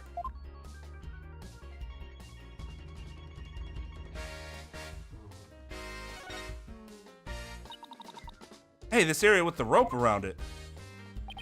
That's where we detected a large blood stain. Why does Siri keep responding to me? That's where we detected a large blood stain. In short, the victim was stabbed here, or somewhere close by. The fact that there's no visible blood means it was wiped up with something, right? Right, but we were able to detect trace amounts of blood. Merely wiping it up does not remove all evidence of wrongdoing, and that's, in a nutshell, is justice, right? I'd appreciate it if you'd let me have the cool lines. I really don't say anything else except that one line. Aha! Clock. My arch nemesis. This is the clock that created that major problem for Junie. Let's take a closer look.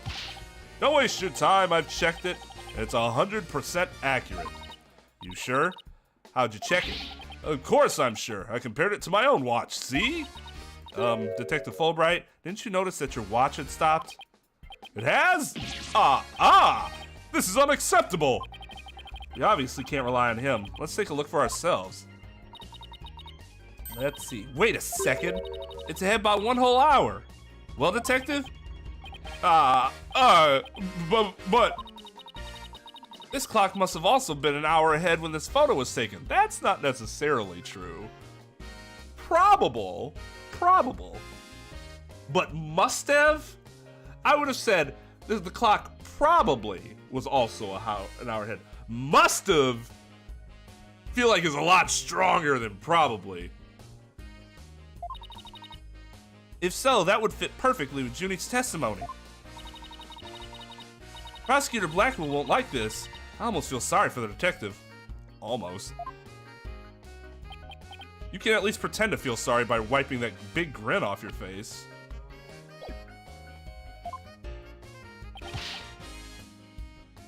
Oh, wait.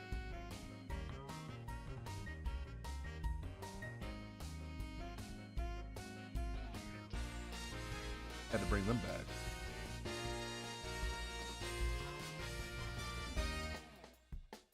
Wait just 1 minute. The clock is an hour ahead right now, sure. What proof do you have that it was running ahead on the day of the crime? So, the reason why it shouldn't have changed is there was only a small amount of time for the clock to be altered before the police took over the crime scene. Once the police took over the crime scene, you have to assume nothing had been touched. Otherwise, you have to assume the police are incompetent or planting evidence.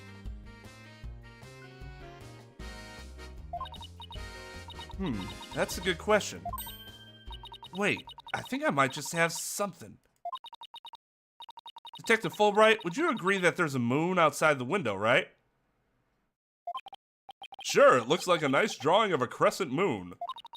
But if you look at that window in the back with the winch attached to it, you'll see that the only view to be had is the opposite side of the school building. Oh, then what's this moon doing here? Well, it's no moon, it's a space station. Sorry. I wonder, it might be the backdrop.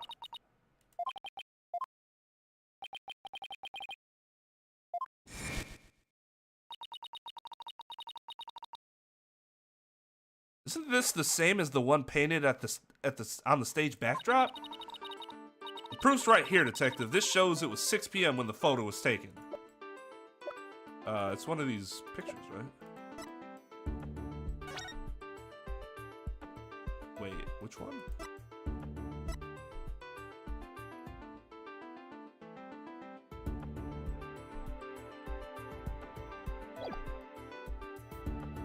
Take that! I know what this moon really is. If you look at this photo, you'll know too. This shows where that moon in the photo came from and the truth of Junie's testimony.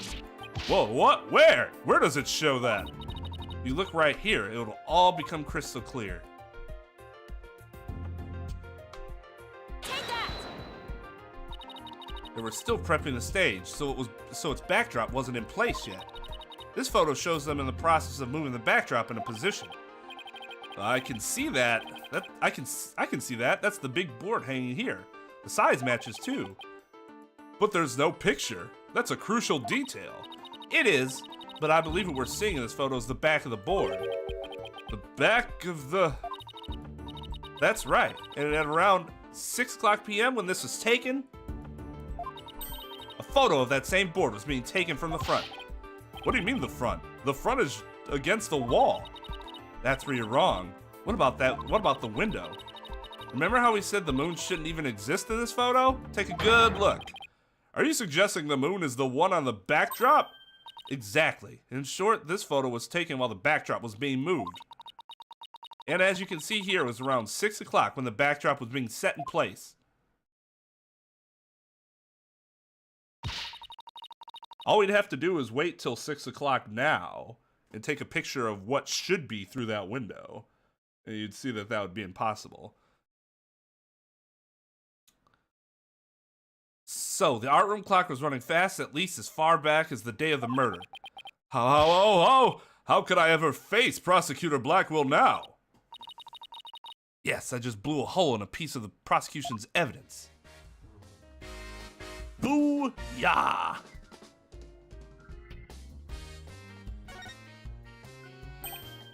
Hey, it's gone.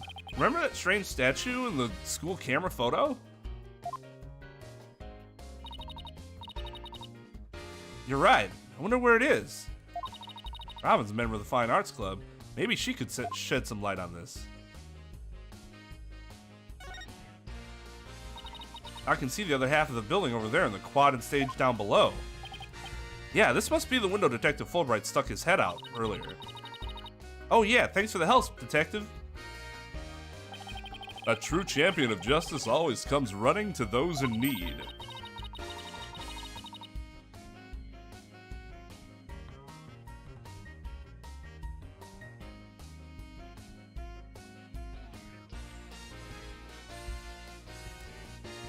That song might have like the most, like,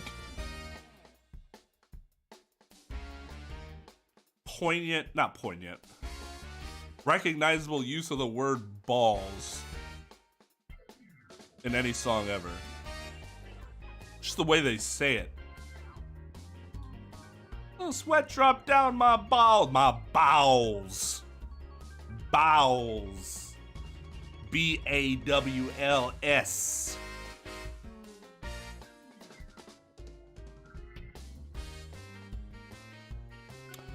Great. Then how about telling us Prosecutor Blackwell's strategy for tomorrow? All right, let me think. Well?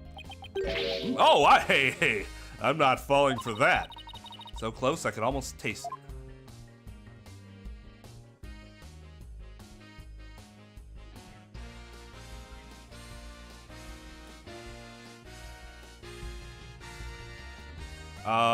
No, you may not.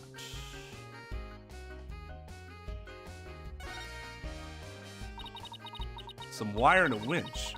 So this is how they reeled the banners in. There's a nice view of the stage from here. Prosecutor Gavin is still standing in front of that broken statue. So it really wasn't you, Apollo? Don't worry, you can tell me. I won't tell anyone. I'll never clear my name unless we catch the real culprit. Alright, guess that about wraps up all the important stuff.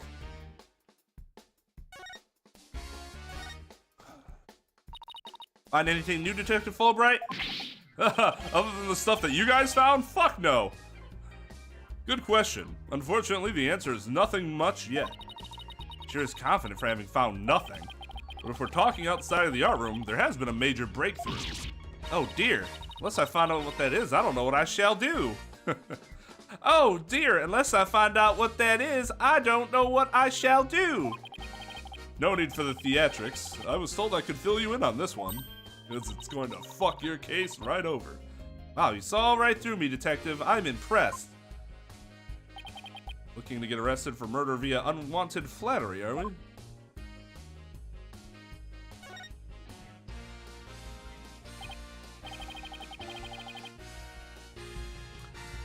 So, what's the major breakthrough you mentioned?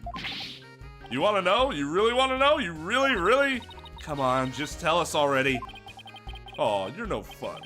Anywho, we got the results of the voice print analysis back. Voice print? You mean for the tape recorder? Exactly. The voice belongs to the suspect, Miss Woods, beyond a shadow of a doubt. See right here, they analyzed the voice on the tape inside and out.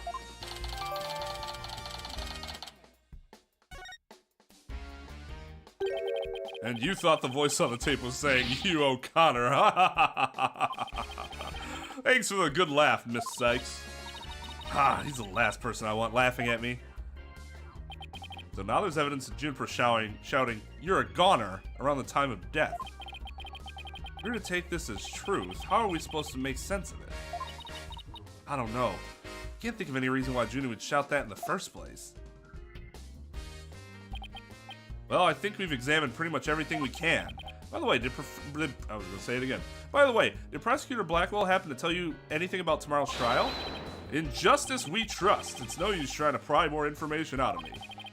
Having just learned that the clock had been 1 hour fast, means we're back to square one concerning the suspect's actions that day. I wonder what the main argument will be about now. How the body was moved would be my guess, but Prosecutor Blackwell's got his own plans. Oh, does he now? Detective Fulbright, try as you might, I won't say another word about the investigation. Oh, I wasn't gonna ask about that. I was just wondering if you'd seen Robin. Oh, you mean Miss Robin Newman? She was just here a moment ago. And she mumbled something about watching videos in the lecture hall. Video? What video? Thanks, Detective. Athena, I think we should stop by the lecture hall. Right, let's go. Ba-da-da. There she is, Robin. Hey, Robin. Oh, Athena, Apollo. What are you watching there? Hey. Oh, it just so happens to be a video of the mock trial. I had to use a bit of coercion to get it, but the ends justify the means, right? There it is again. Professor Means sure has a lot of influence around here. Care to look into the true connection between the murder and the mock trial with me? Sounds great, but do you mind if we ask you some questions first? Sure, I'll tell you anything you want. you want. Want. Oh.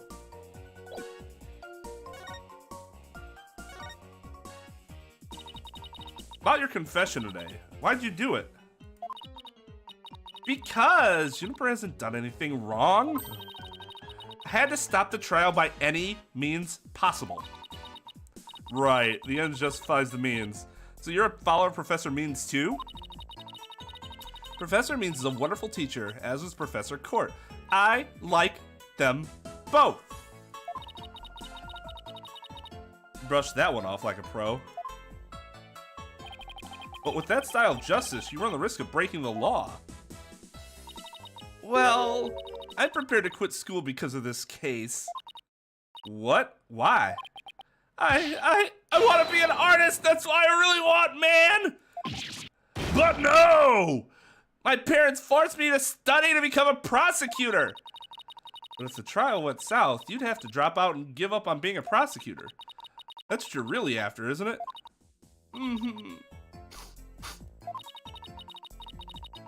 Talk about someone who literally changes at the bat of an eyelash. I guess she's been dealing with her own problems too. That totally makes sense. Yeah, I suppose so, but that doesn't make what she did right.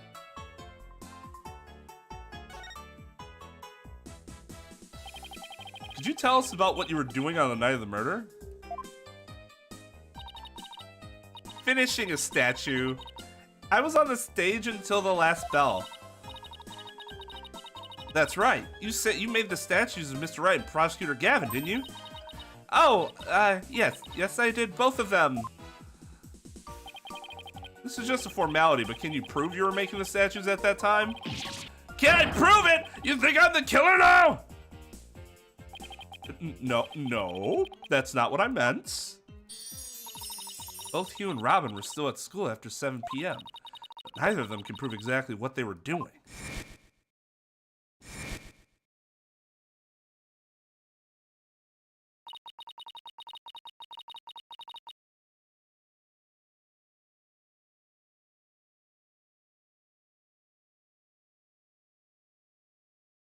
Could one of them really have murdered Professor Court?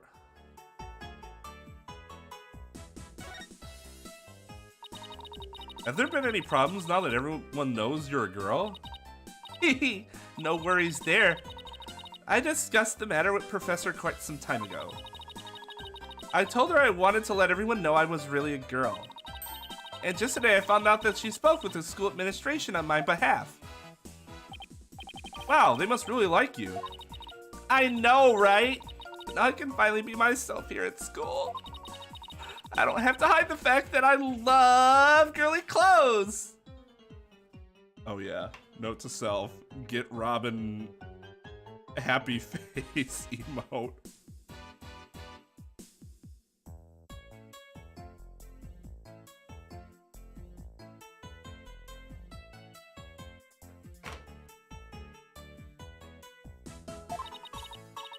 That's why, Athena, I simply must have this and this by any means possible. What? But this is evidence we need for the trial. Sorry, but no can do. Aw, don't be a party pooper, Athena. Come on, please, pretty please.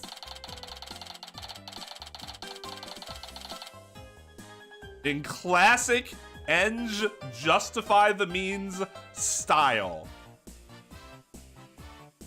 What the fuck is that supposed to mean? That she jumped on Athena or something?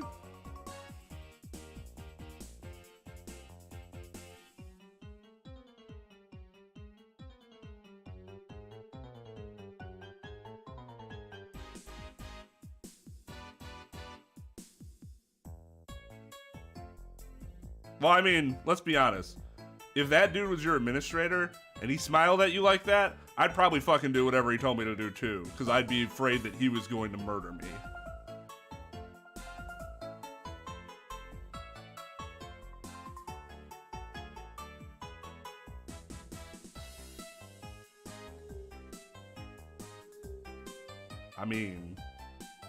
I means.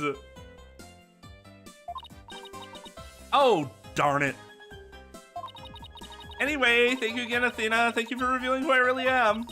I wanted everyone to know before the snitch found out. The snitch? Sounds like a new lead. No, we know who the snitch is. There's a rumor going around that one of the students here is a snitch. I hear they're watching everything we do, our activities, our relationships, our interests, and reporting it all to one of the professors. But why would anyone do that? Oh, maybe the snitch isn't what's her face then.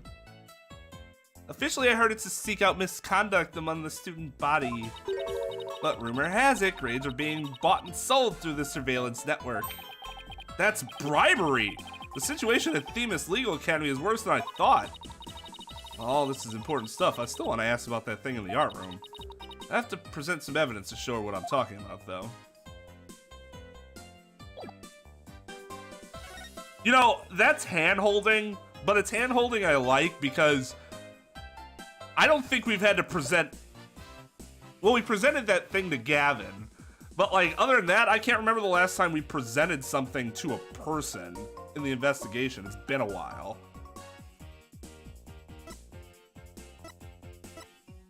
The thing in the art room? This?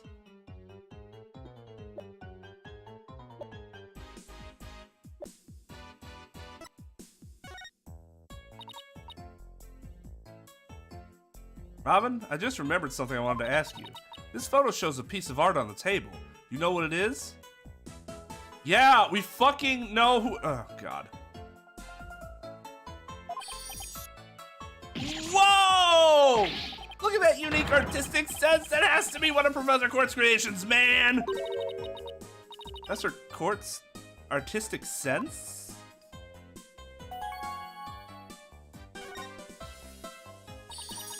Professor Quart's artistic sense? That's a tough one. I'd say it's avant-garde and very eclectic. In other words, it's weird and all over the place. Come to think of it, that strange-looking painting in the art room was one of Professor Quart's works, wasn't it?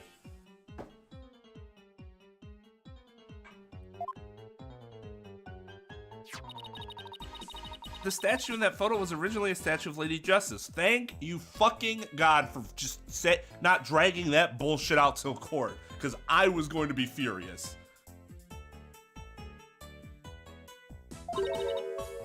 Lady Justice? Professor Quart had planned on placing it on the judge's bench in the lecture hall. But the day before the mock trial broke while she was polishing it. She said she'd take it back to the art room and try to fix it somehow. So this is the statue in its proper state?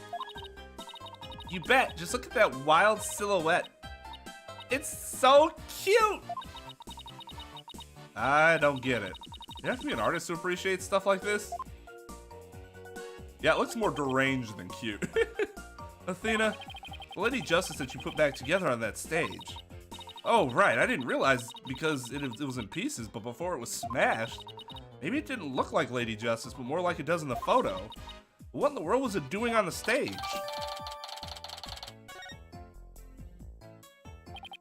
Well, I think that about covers it. No, no more Robin. Okay, then how about watching the mock trial video with me? What do you say? Sure, sounds good. How do you want to watch it? What do you mean, how do you want to watch it? All classroom desks at this school have their own built-in computer, you know.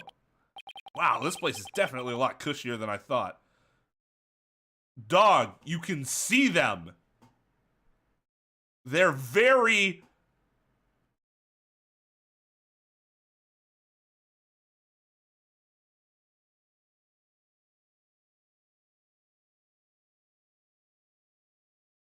The lack of eyesight in this game is truly astonishing.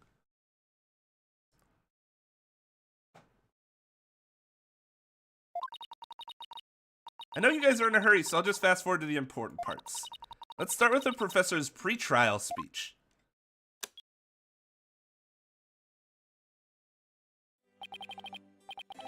Good afternoon. I would like to start by thanking you for coming here today. Oh, thank you. Thank you. Like to thank you all for coming here today. Oh, that sounds like Professor Means. Mock trial, the crown jewel event of the school festival will begin shortly. Is the camera like this the whole time? Yeah, it's in a fixed position in front of the stage. When I was a student, I too could hardly wait for the day to come. How come teacher's speeches always make me so sleepy? Hey, let's just skip to the end of his speech.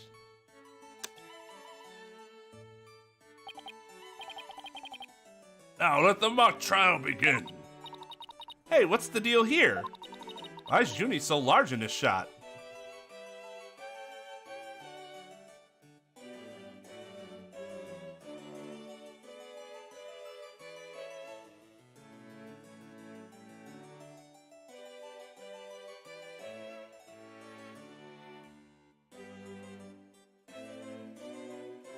Jesus fucking, are you kidding me?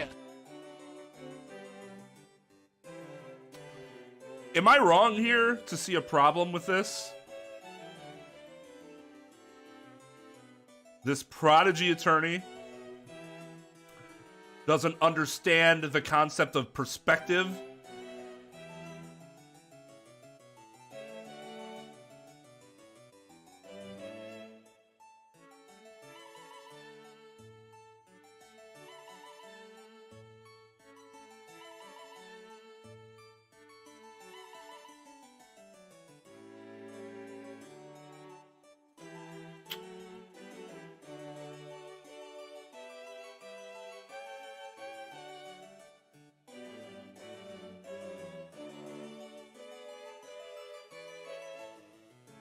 It doesn't exist in you.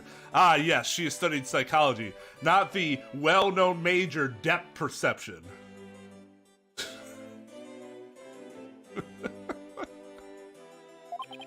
Looks to me like she cut right in front of the camera. Well, at least Paul's not a complete moron.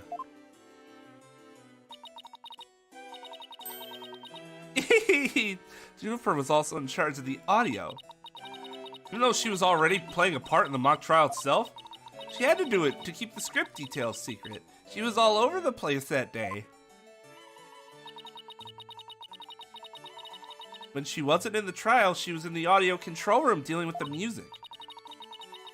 Oh, so this is what the lecture hall looks like. Looks like there's a judge's bench back by the screen and a witness stand up front. What about those balconies with the professors' names on them? Those are the faculty seats. Professor Means and Professor Court were in charge of scoring the mock trial.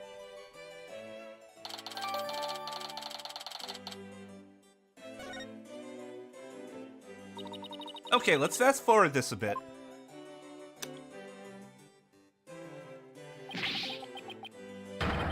And that's why the defendant is definitely guilty.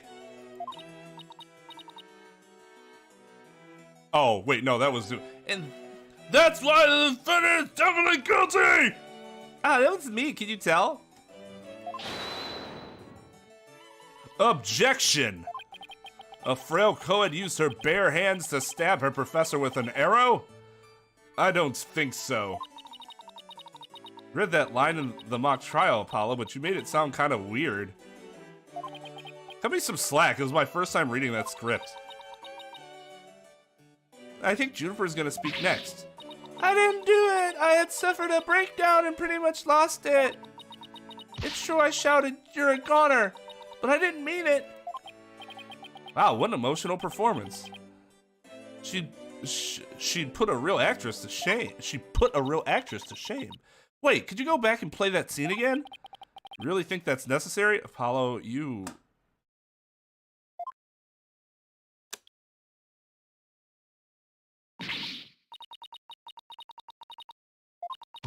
You're a goner!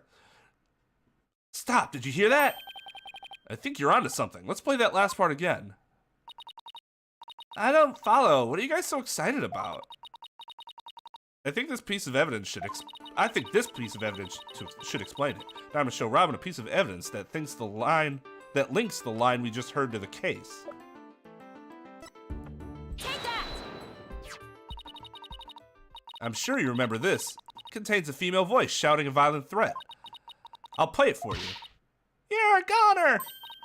The voices and performance do sound similar, but I can't believe this is happening. It's just a possibility, but if the voice on this tape is really a recording, one made from the mock trial video, then that means this evidence was fabricated. They didn't get to do a voice print analysis in time for court today. That's why the gender of the voice became so important. And if the real killer had foreseen that gender would become key in today's trial, he would have tried to deflect attention away from himself by making the suspect female.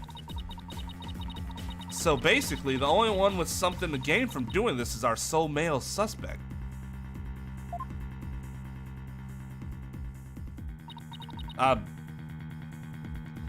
Wait a second! No way! Professor Means' credo is the end justifies the means. So it makes perfect sense that a student who took those words to heart would fabricate evidence. We need to get that tape analyzed as soon as possible.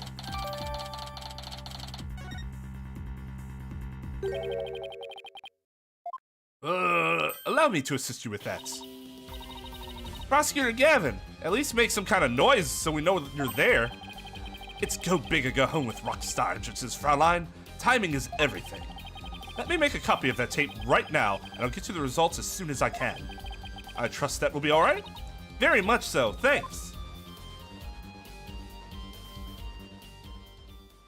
Wow, who is that? Can you guys introduce him to me?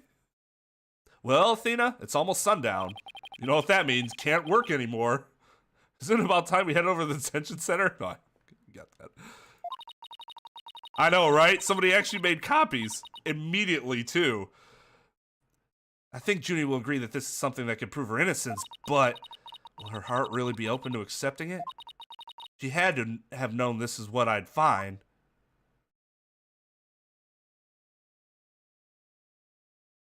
Okay, bye, I guess. Just leave me here by myself. And that about covers the main gist of our investigation. I see. Very interesting. You've been quite the busy beaver today. Thank you for all your hard work, Athena. Well, my time's about up and it will be getting dark soon, so... Junie! You must be tired after being on your feet all day. You should go home and... No, wait! You have to listen to me. I don't want to hear anymore. I know what you're going to say, Athena. Junie, you promised.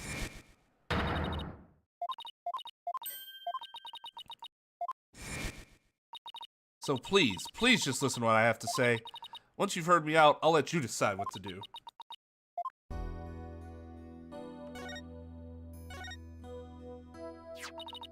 The voice in this recording has proven to be yours, Junie. And in the mock trial video, we can hear you reading from your line from the script.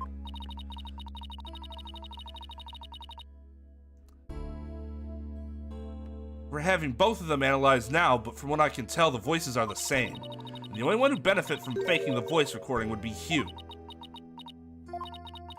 And Professor Means. That doesn't make any sense. I mean, you confessed in order to protect me. This may sound strange, but his confession is a ploy to make himself look less suspicious. In other words, he was just pretending to protect you. Besides, his confession came after you and Robin had already confessed. If he hadn't confessed right there as well, wouldn't that have seemed a little suspicious? Say what you will, Athena, but none of us would hurt a fly, let alone kill someone. You is a gifted student. He gets outstanding grades and never causes trouble. Wait, Athena. My wrist is pulsating. My bracelet reacted just now. It did? But why? Junie, can you look me in the eye and repeat what you just said? Oh, none of us would hurt a fly, let alone kill someone. Hugh is a gifted student. He gets outstanding grades and never causes trouble. Now I'm sure of it. She's lying. Boom!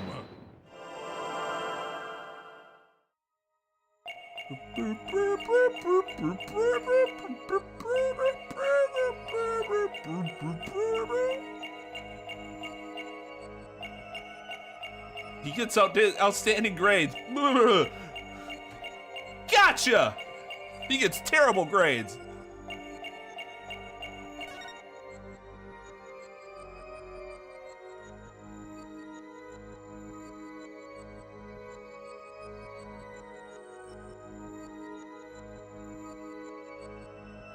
Well, that's weird. Gotcha! How did that happen? Oh, that's her coughing? Juniper, you start coughing when you're under stress. You can't hide it from me no matter how hard you try. Or anyone, really. When you said it never causes trouble, a cough escaped and made your scarf flutter. As for why you were stressed, it's because you were lying.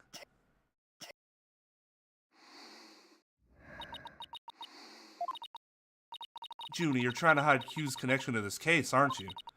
And I believe that also ties into a secret about yourself. A secret about me?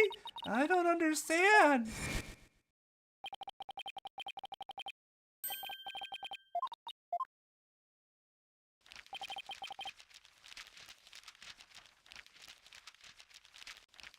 God, can you get hernias that young? I mean, I guess that's not really an age thing. That's more of just a, like, depends on what you do sort of thing, right?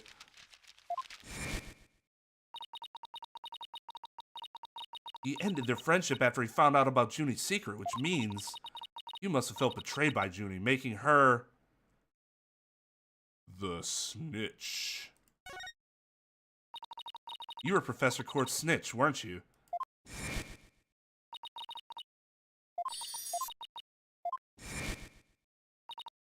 And while fulfilling that role, you learned something about Hugh you'd rather forget. I don't know what you're talking about. Junie, please, stop hiding things from me. I hate having to force things out of you like this. Looks like we're going to have to do this the hard way. Time to review the evidence and see if I can't prove my hypothesis. I must have something that proves Junie's the snitch and Hugh's connection to the case. The snitch.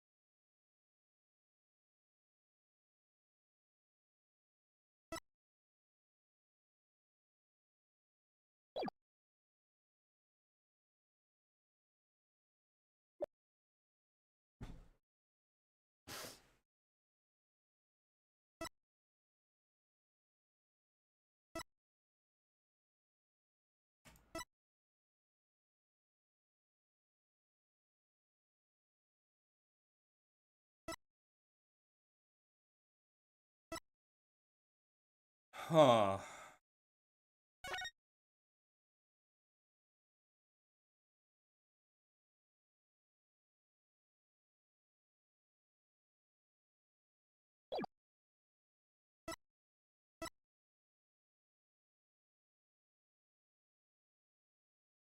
$120. I honestly don't know. Something to do with the planner?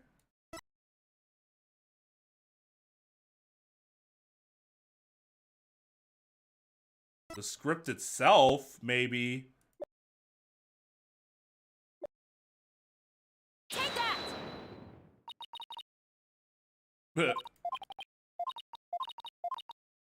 I see you're starting to come around.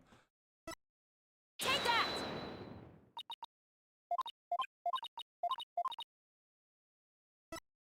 Take that! Okay. Right here in Professor Court's planner, it says routine report. I believe this is meant to mean when the snitch would report into Professor Court. That's kind of a logical leak. Because, I mean, in theory, this could mean that routine report, need to speak with Hugh O'Connor. She could mean that Hugh is the snitch, not her. In fact, I think that's what it seems more like now in light of the new evidence.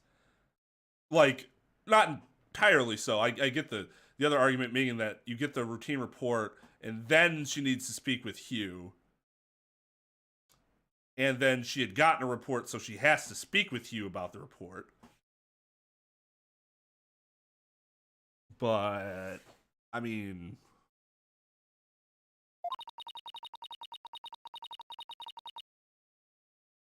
I also believe Professor Court planned to meet Hugh in private based on the snitch's info. And from their meeting, Hugh must have put 2 and 2 together and figured out your secret. So you see, it all makes sense only if you're the snitch, Junie.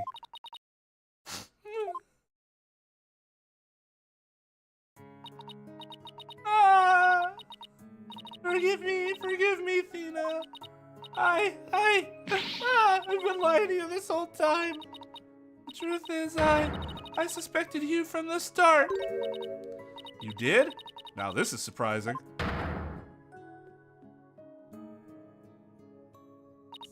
I'm so sorry. I talked about friendship so much, but I've been a terrible friend. I mean, been more like terrible client, but Juniper, I don't have that special kind of hearing that Athena does. But I don't need it to sense the pain you're feeling inside. Besides, if you were lying, my wrist would tell me. And its intensity is directly proportional to how you feel about your friend. Am I right? Apollo!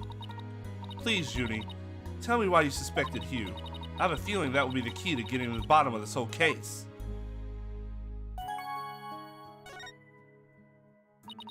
What exactly was your role as a class snitch? Professor Court had told me how Academy alumni had strayed from the path of justice. The dark age of the law. The dark age of the law, huh? She didn't want any more of our students going astray like that. But few others at the Academy shared her view. I thought her ideas were beautiful, though sad and unrealistic.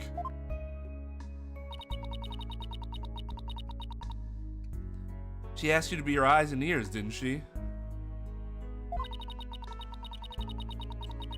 I used to report to her once a month about any wrongdoings I'd seen or heard about. And that report session in her planner, the one from October 22nd, was a part of that? Yes, that's when I reported Hugh to Professor Court. She snitched on her own friend? I'd accidentally overheard Hugh talking. What'd you hear? He was talking to someone on the phone. I think it was one of his parents. What were they talking about? Something about having paid money for good test scores. I only overheard him talking, so I never did find out who the money was going to. What? That's bribery! He was buying his way through school, and if that's the case, then that evidence that always seemed out of place might actually be about his secret.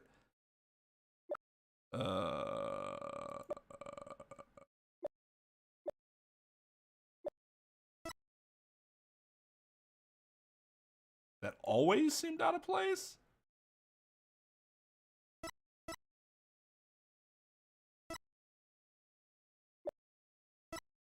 Take that! We just got this today. It's always been out of place. Always since we had it, like an hour ago. We found this while we were investigating the stage. It's got Hugh's name on it. I didn't know what the number meant at the time, but now that I'm hearing about bribes, it must mean that a bribe of 120 grand was paid in October. Little did you know, Apollo, that was actually 120 pesos. And the teachers in this country have no idea what the values of pesos are compared to dollars. What's more, take a look at this mark. That same mark is on the pages of Professor Court's that mark is on this page. That same mark is on the pages. That same mark is on the pages of Professor Court's planner. Hey, you're right. Wait, but why would Professor Court have that kind of information in her planner? You don't really think the person who's taking the bribe money was? It's just a possibility at this point, but it may indeed have been Professor Court. What, she's the only one that has that notebook? I just assumed like all the teachers at the school had one, but maybe that's a wrong assumption.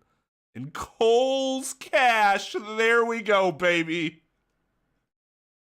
It gets to the point where they're paying me to take the clothes out of their establishment. Fucking. Now that guy's a clown. But that's impossible. She'd be the last person I'd ever suspect of accepting bribes. I'd suspect me before I ever suspect. I mean, never mind. Yes, she did it. Like I said, it's just a possibility, but a rather good one. Maybe their private talk had to do with the possibility of the bribery being exposed. What started out as a little argument soon got out of hand. It's not your fault, Junie. Anybody would have suspected Hugh if they knew what you knew. No, I don't believe that alone would have driven him to murder. There's another reason why I suspected you. You gotta be kidding me. There's another reason? This is good, Athena. These are good things. Tell me everything. I saw you around 7 p.m. the day before the mock trial. Oh, so she's finally ready to talk about that. When I saw him, his... Oh, Athena. Junie, are you alright? Just try to relax and tell me what happened. I never wanted to see what I did, but I'll have to live with it, won't I? In that hallway, Hugh's hands. His hands were dripping with blood.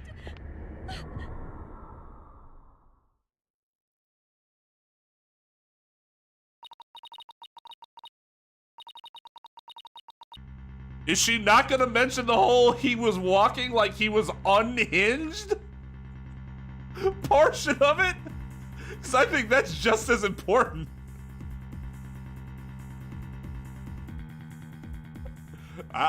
Okay. His hands were dripping with blood.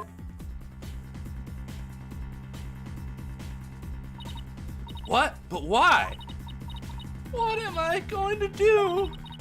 Deep down, I know you can't be the killer. But my mind keeps telling me he is, no matter how hard I try to convince myself he isn't. Ah, I see. It was simply walk like a zombie day. You know, they should really make sure that everybody's aware of these things so I don't go making an ass out of myself like that.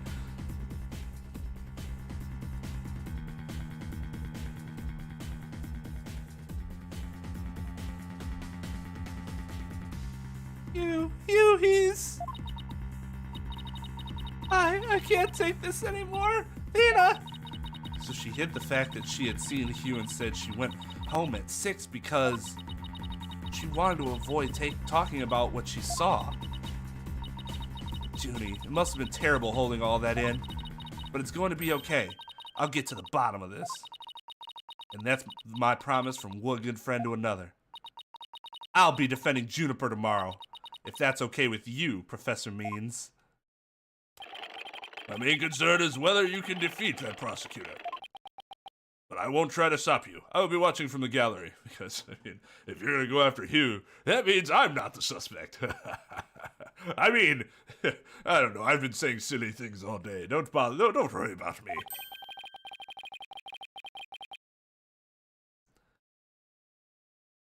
And shall look forward to seeing what sort of results your methods can produce. Good luck tomorrow. Now, if you would excuse me. Ina, I'm sorry, I really mean it. I wish I had trusted you from the start. You have to uncover the truth tomorrow. I know you can do it. Don't worry, we already know that the prosecution's key piece of evidence is a fake.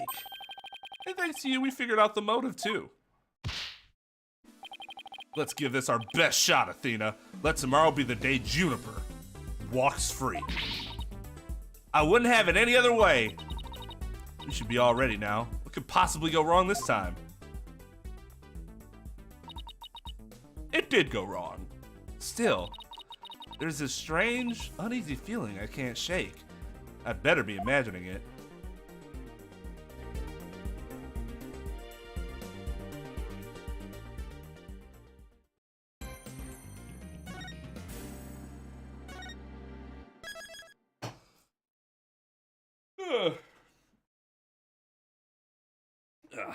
I am going to take a quick pee break.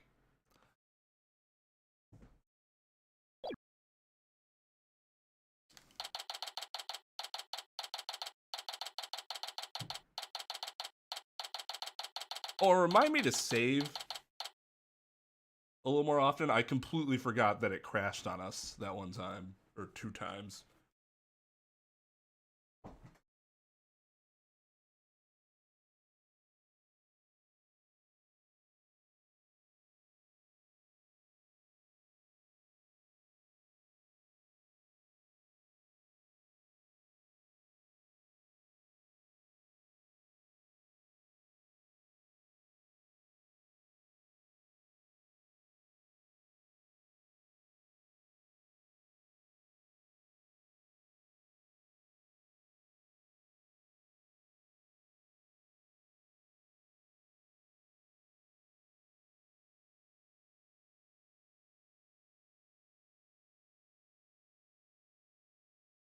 Water too long.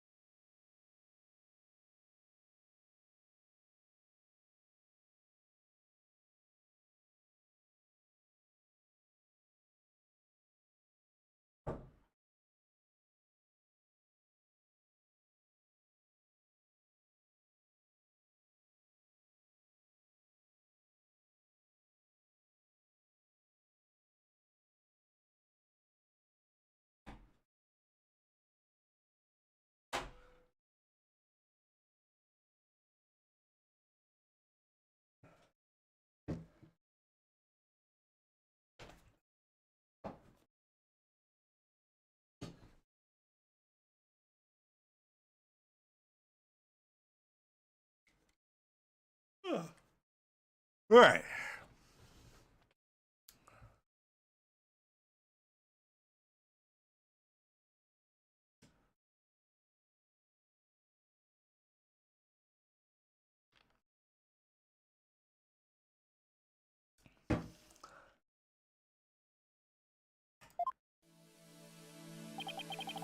Were you able to sleep last night? Huh? Oh, sleep? Sure, I slept. For a grand total of 0 hours. Guten Morgen, you two. You look like... you... God, whoa. Guten Morgen, you two. You look like you're ready to put on a real show. But before you do, I have a good luck gift for you. The voice print analysis came back, and the results couldn't be more clear. The voice in the mock trial video and the tape recording are one and the same. In other words, the recording is a fabrication.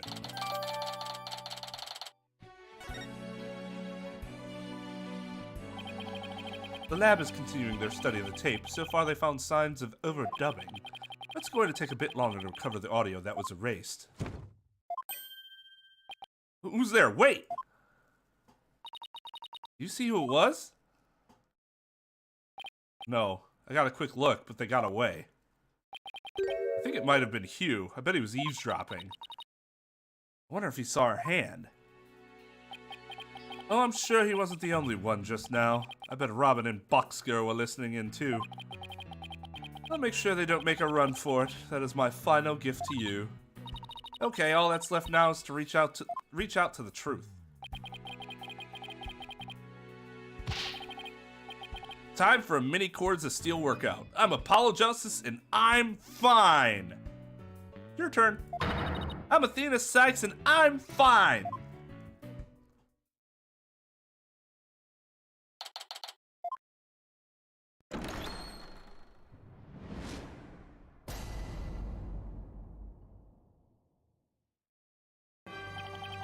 Court will now reconvene for the trial of Juniper Woods. The Sykes Brigade is totally psyched. I mean, the defense is ready, Your Honor. God damn. That was a hell of an introduction. The prosecution is ready as well. I mean, isn't that right? Prosecutor Blackwell's gonna do it again. Yes, well, moving right along, yesterday's adjournment was unexpected, yet necessary. But I'll be running a tight ship here today, so no funny business from anybody, understood? The fuck does that even mean? Your boldness, Robert Newman and Hugh O'Connor recanted their confessions. But later I shall grill them at leisure to find whether I can charge them with perjury. Well, this sure complicates matters. Still, one must not overlook the facts. Now about the school camera photo that was submitted yesterday. A pity, but that evidence is no longer relevant to this case. The art room clock runs fast. It cannot function as an accurate measure of time. As for the bungling detective who overlooked that, he is paying for his failure as we speak. Poor Detective Fulbright. I hope he returns to work with all of his body parts intact.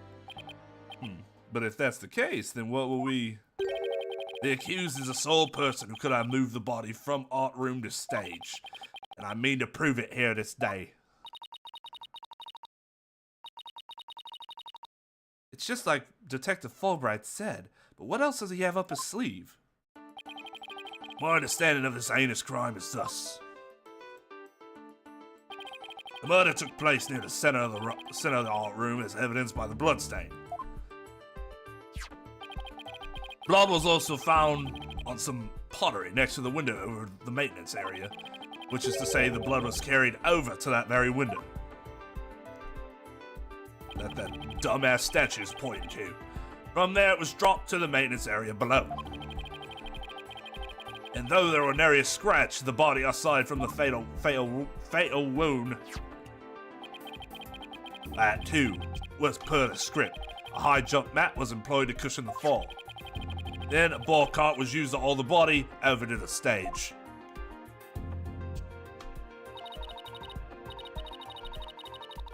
No, unfortunately, lol JK is not valid defense for perjury. That's not very clever. I mean, it's the same exact body moving scheme as the script. Anybody could have moved the body that way. Objection! Your propensity to spew forth words before you think is not very clever either. Why you?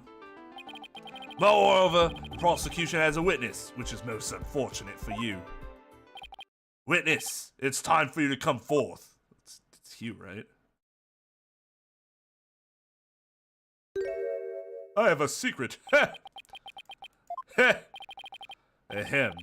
Well then, will this witness please state his name and occupation? You're just continuing the testimony from yesterday. You don't... Okay, whatever. Hugh O'Connor, I'm a senior at Themis Legal Academy and I'm studying to be a lawyer.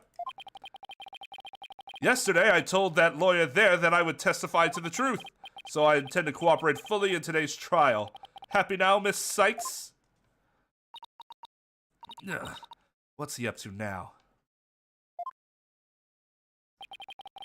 The court appreciates your cooperation, Mr. O'Connor. Now your testimony, please. Of course, because you said you're going to tell us the truth, I believe you 100%. Because no one's ever lied to me before, except for when you lied to me yesterday when you confessed as the murderer. Oh. The lecture hall was packed before the mock trial, but the rest of the campus was empty. That's when I saw Juniper dragging a large mat from behind the stage.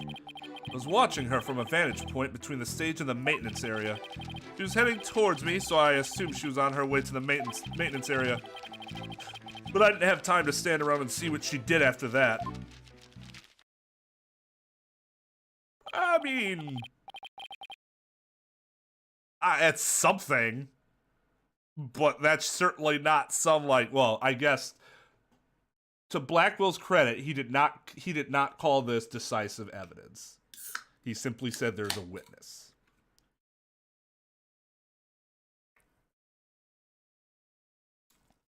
You know what someone should do? Down the line, somebody. Or you can do this in conjunction with me when I actually have time. Or I can just pay somebody to do it. We should take objection.lol and conduct perjury trials for every single witness that committed perjury. And then we can create our own headcanon as to what happened to them. Some of them we know, right? But not all of them.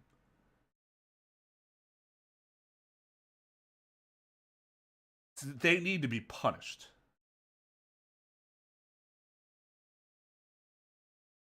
God, objection.lol's, it's so cool. I have no idea how to use it.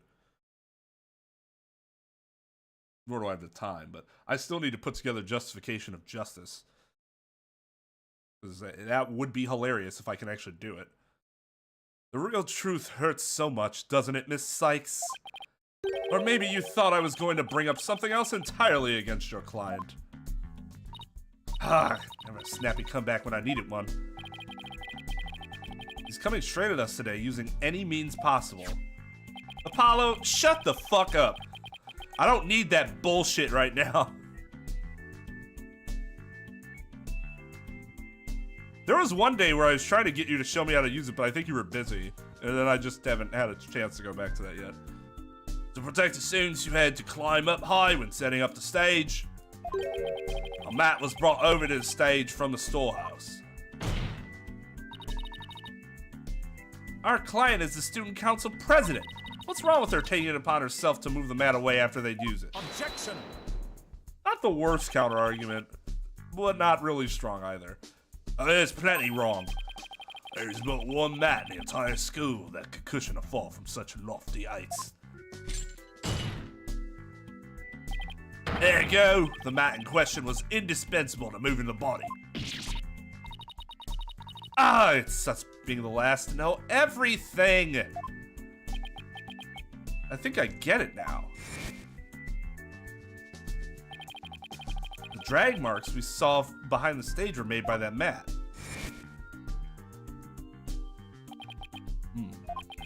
The only mat of that thickness was where the body is assumed to have been dropped. It would be hard to deny a possible link to this case.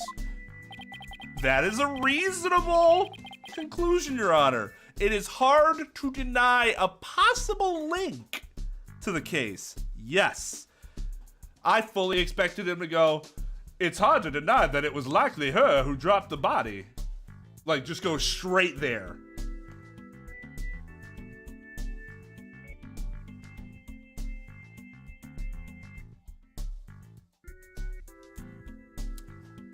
Didn't she get formal punishment for obstruction of justice, though? Not the perjury? Because she fucked with the crime scene. I guess it could have been like a combination of both. It was probably a combination of both.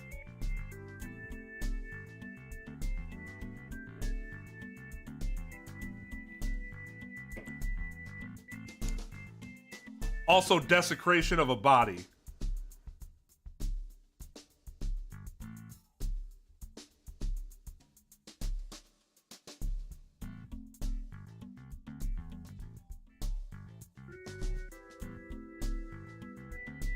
Because, you know, she stabbed a dead body. Not supposed to do that. We're off to a bad start again. You sure you're okay, Athena? It's game on, Hugh. Game on. I'm gonna turn your arrogant perfect score grin into a teary-eyed frown of failure. I think that was supposed to sound cool, but I think it missed its mark a little bit.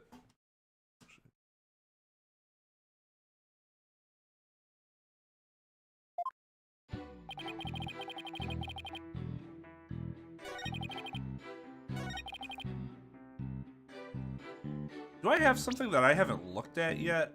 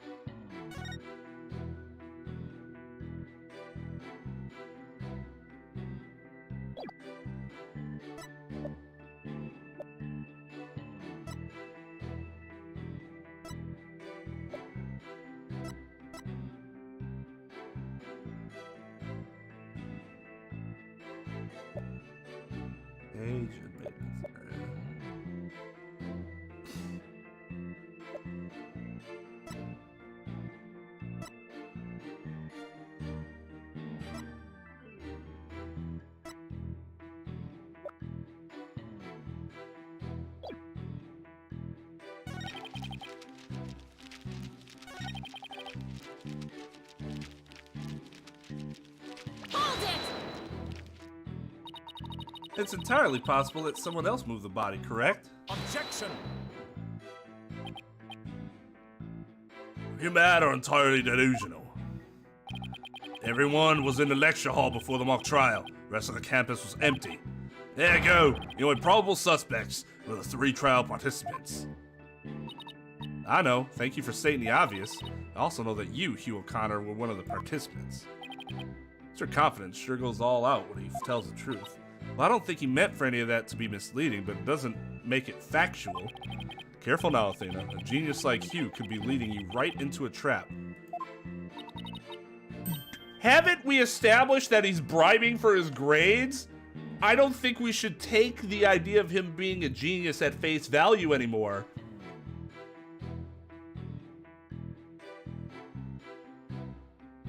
I mean, I agree with you, Zeph. I'm just saying, it's something she did, you know.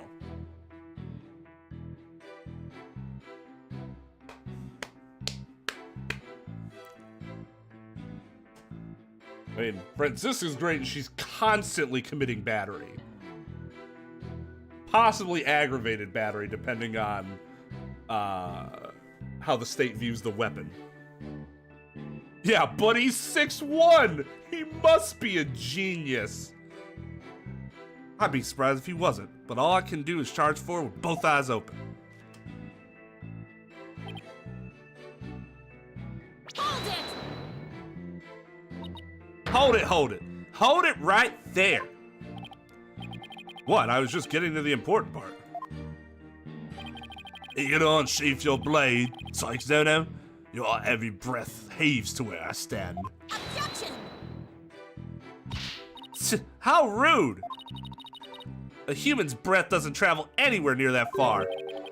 So the only issue is distance? So you're not denying that you're a heavy breather. I'm just saying that scientific studies have proven that it's not. Hang in there, Athena. No matter how many insults they hurl, it won't affect the judge's opinion of you. What about my own self-esteem? Let's get back to what happened before the mock trial. That was a whole bunch of worthlessness. Hold it! Our client was simply putting the mat away. It had nothing to do with this case. Objection! As where you are wrong. There is but one mat in the entire school that could cushion a 3-story fall. Okay, real quick. Let's analyze this real quick. I know I've complained in the past about how bad your player character attorneys are at following up on a statement in cross-examination. This is a good example of terrible. She's making an argument here. The witness is not the person that she should be directing this at. This is a really weird. This is really weird to follow up from this statement to the witness.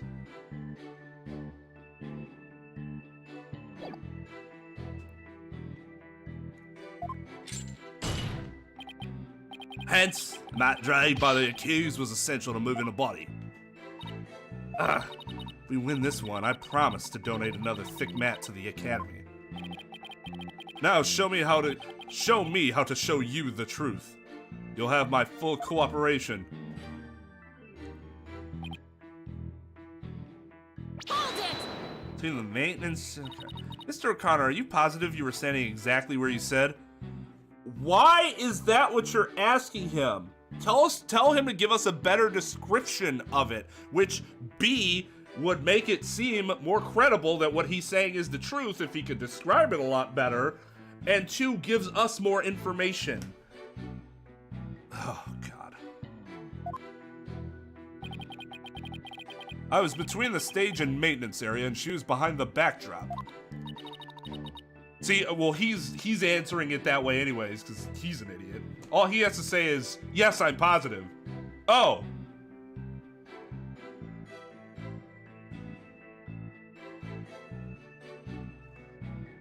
He's sticking to his guns. The issue here is where Hugh was standing when he says he saw Junie. Nothing I say will mean anything without evidence. Time to dig a little deeper. Oh, and before you ask, I had my glasses on. Therefore, I'm positive it was Juniper. That is not an issue.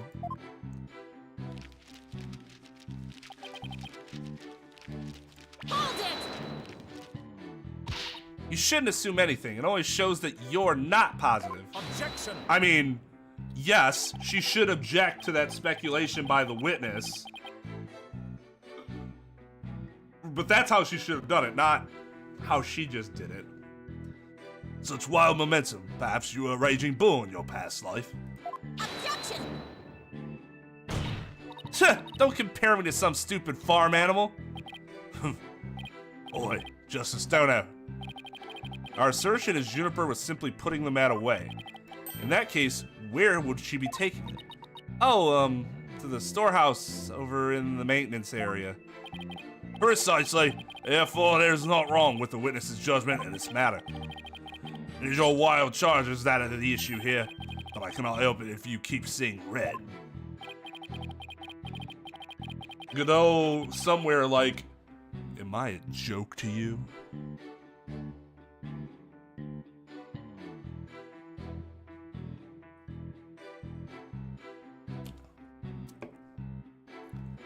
He's going to get a face full of justice, Apollo style, if he keeps that up. Whoa, buddy.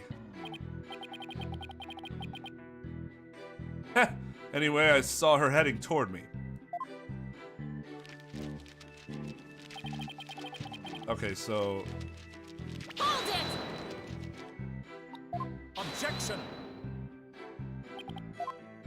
It's about...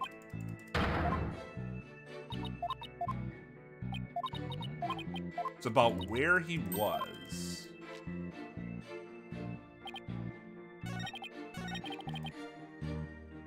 Between the stage and the maintenance area.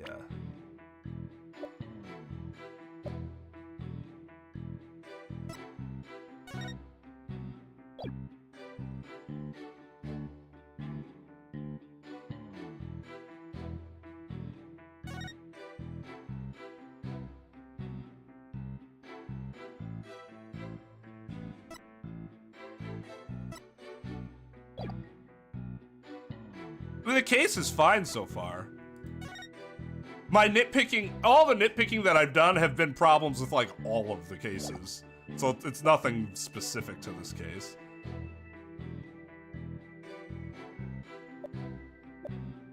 There isn't really anything wrong with the case that's case specific yet that I can think of.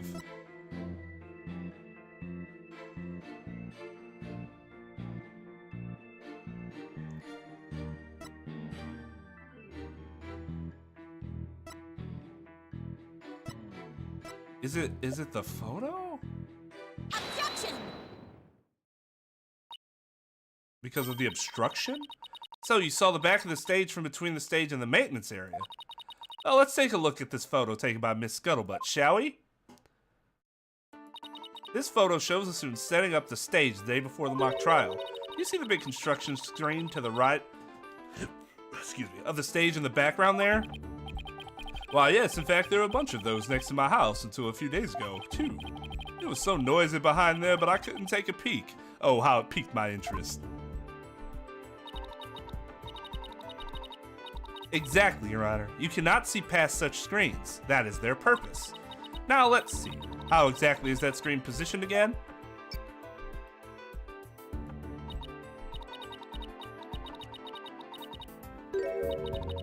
Ha! Since it was to the right of the stage, it should be right here. And from this vantage point, the witness claims to have seen our client behind the stage backdrop. Oh my, but the screen would have been completely in the way. That's right. Therefore, the witness couldn't have possibly seen our client from this point. Ha! Youch!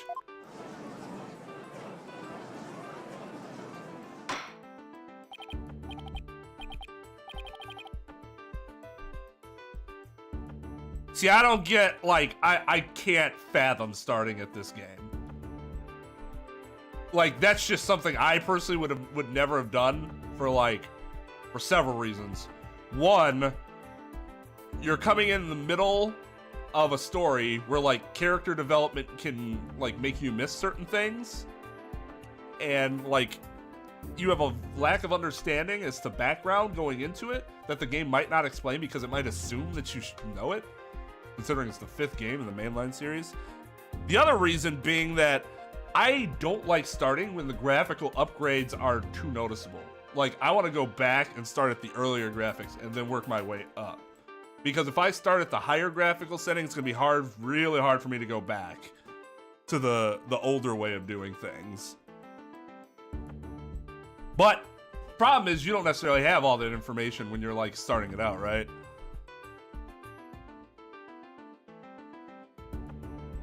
Order, order! Mr. O'Connor, have you been lying to this court? The screen, right. It must have slipped my mind. There it is. JK.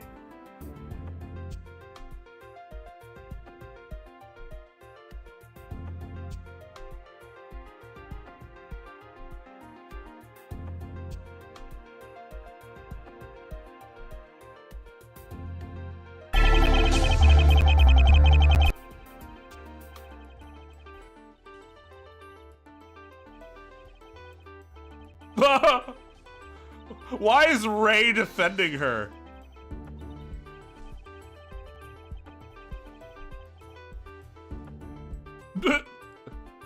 Well, I gotta get back to bingo nights. Where is...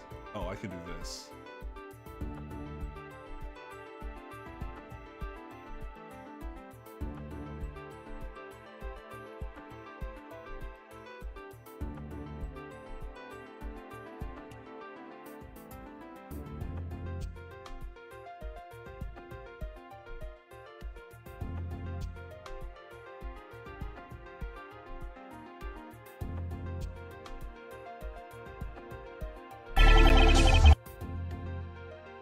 Why everything's so loud?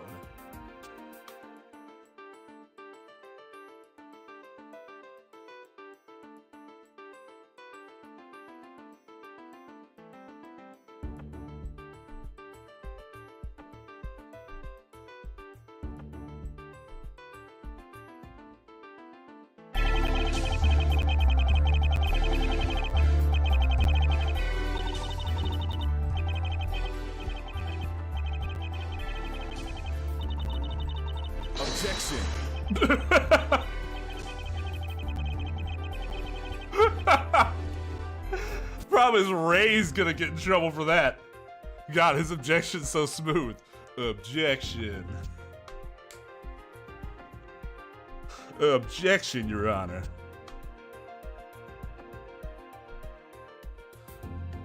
I mean, yeah, when I first saw like the names of the titles, I would never have known that Apollo Justice Ace Attorney was the fourth game. Like, I had no idea. I didn't even realize it was considered a mainline title and related to the rest of the games.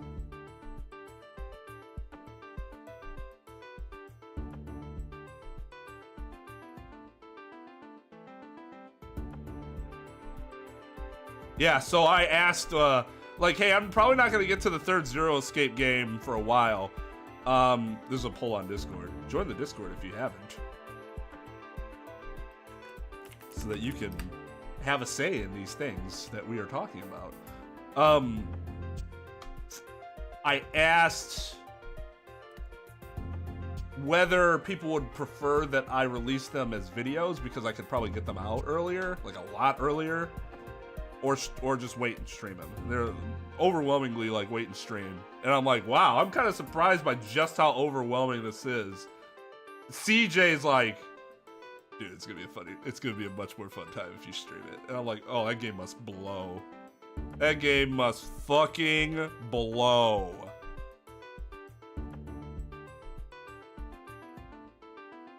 What? Are you telling me you, Mr. Genius, forgot something as literally big as that? There are two kinds of memory lapses. The normal kind you mouth breathers have, and the genius level lapses of memory that people like me have. Why don't you just admit that it was a normal everyday brain fart already? Will the witness please restate what he remembers minus the lapses of memory? That's easy. I was on the other side of the screen. In other words, I witnessed Juniper from the stage side of the screen. Objection!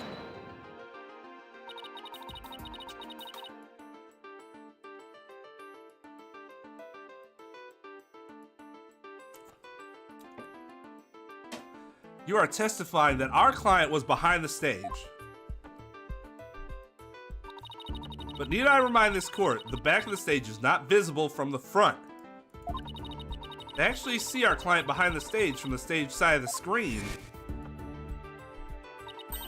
The witness himself would also had to have been in the same area behind the stage.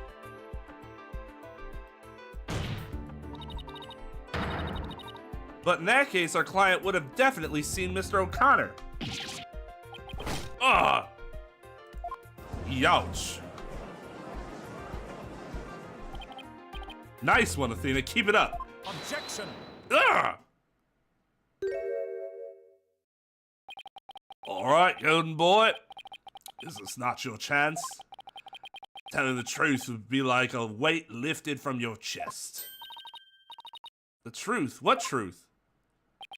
The fact that Golden Boy here was where you initially stated.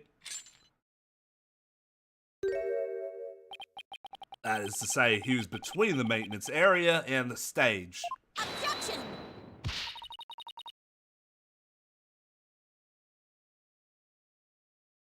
But then the screen would have blocked the view of. Objection!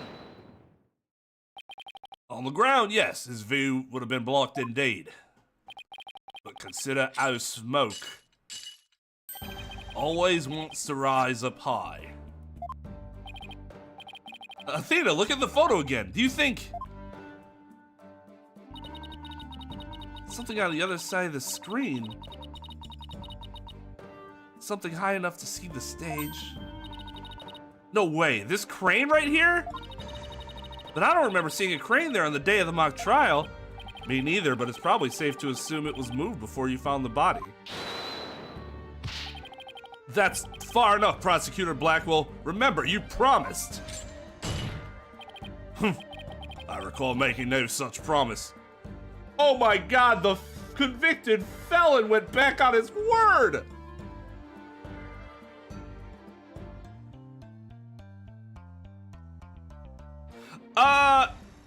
So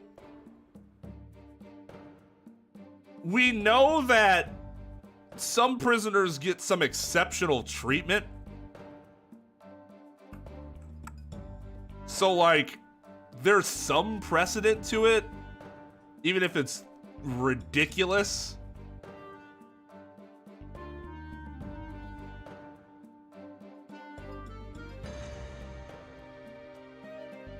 Like, yeah, it's stupid. But if the game's gonna be consistent about it in its own universe, then okay, you know. The problem with a lot of these things that I nitpick is the game is very inconsistent in its own. The game's universe is very inconsistent with its own rules.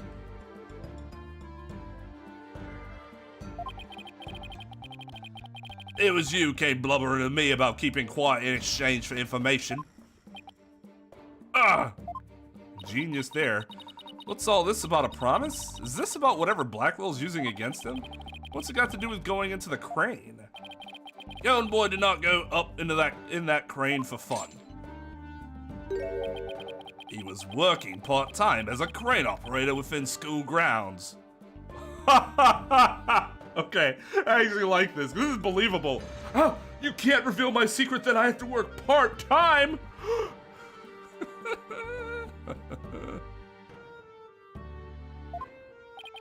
What? Do you mean to tell me a high school student was operating a crane? The witness, I object to the prosecutor's last statement. There's no proof I ever operated that crane. Actually, there just might be something that proves you did. What? This whole part-time job thing is true. I doubt it would be limited to a single day. You were probably working at the same site the previous day, too. Is this what you're thinking of, Athena? Yep, as the court can see, this photo captured the crane's operator. And if you look carefully, he bears a definite resemblance to Mr. O'Connor.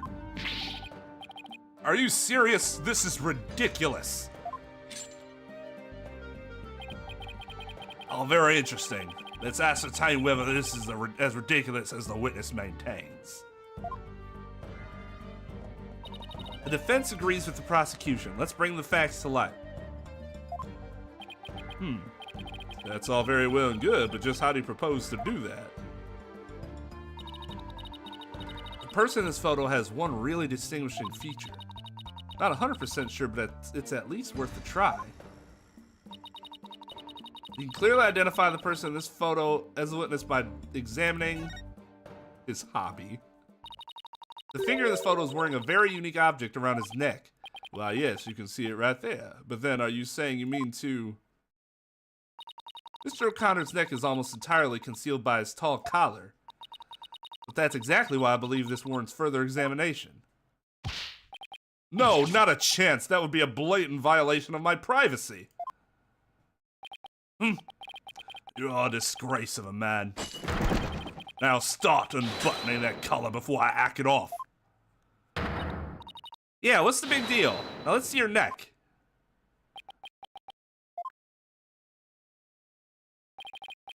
Guess I have no choice.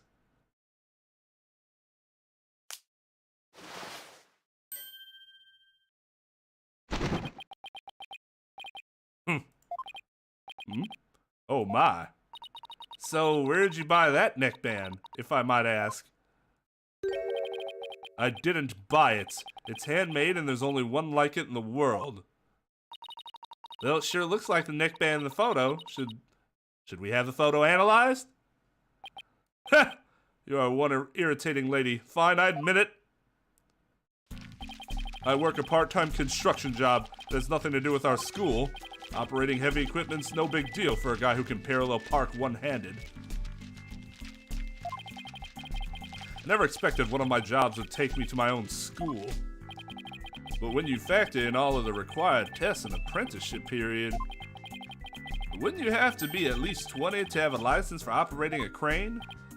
Oh, about that, you see, I'm a genius, so you know.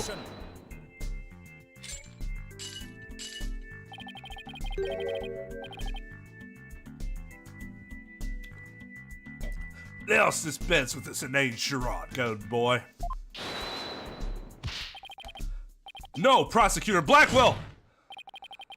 High school seniors are 19 at most, unless they fail to complete the requirements.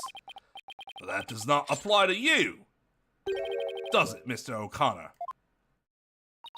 Why doesn't it apply? He's a senior, so he's around that age, right? No, don't, please! Actually, Golden Boy here is 25. He took a 7-year break from school! Wait, come again? Take again at the official school enrollment documentation. It's all right there. Ah! 25? You mean he's older than me? 25-year-old high school student.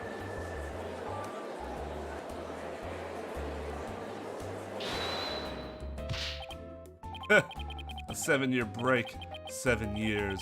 I have just one thing to say. There are 2 kinds of 7-year breaks. The ordinary kind you mouth breathers take. And the genius kind people like me take. Okay, that was a good callback to that earlier joke. Objection! But a genius would quickly become a chore for a 7-year break. I think you have that backwards, Athena. Even geniuses make mistakes. I just happen to make mine only 7 years in a row. Only Hugh could get away with using only like that. Enough of this jibber jabber. Suffice to say, the witness was up in the crane when he saw the accused dragging the mat. The accused readied all she needed to move the body immediately prior to doing so.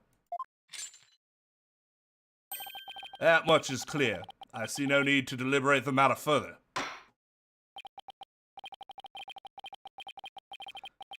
Considering that the body was moved in the same manner as in the script, I find Prosecutor Blackwell's claim to be quite persuasive. Does the defense care to dissuade me? As long as the mat was used to move the body, Junie's gonna be under suspicion. Tina, I just thought of something. What was Hugh doing in the crane right before the mock trial? He couldn't have been on the job at the time. I mean, he was waiting for the trial to start. Yeah, why was he in the crane? Wait, you don't think... Your Honor? Yes, Miss Sykes? I've got an amazing idea that will turn the prosecution's claim on its head. A little conjecture has never stopped us before, because they don't object to it. Interesting. Mr. O'Connor, we're using the crane to... The body was just like it was in the script, so it must have been moved like in the script too. At least that's what the prosecution believes. How simplistic, even foolish. Those are pretty strong words, Athena. Are you sure about this? The witness is a licensed crane operator, so he could have used it to move the body. Don't we know that the body was moved using that thing wrapped up in the fucking... Okay. I guess we're still going with this charade.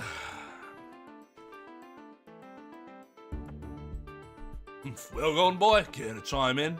I love how he's like, I kind of want to just see the world burn. The world burn. There we go. I intend to say no more, Matt. Save that this does not bode well for you. Do my job for Maria, you're fucked. It's actually kind of funny. Wait, he's on my side this time? Or is this another trap? Watch this. I can use this bow and arrow one-handed. Wow, that's a crazy level of dexterity. I can even drive a crane with one hand, that's easy. But operating the crane itself is so complex it requires both hands. Now, I would have the court look at this.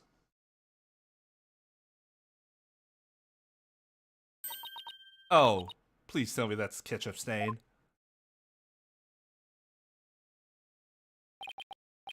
You wish. My hand was injured and required surgery. That's the reason I kept my hand in my pocket all this time. I've already verified this with the hospital treatment. Quite a nasty wound, they say.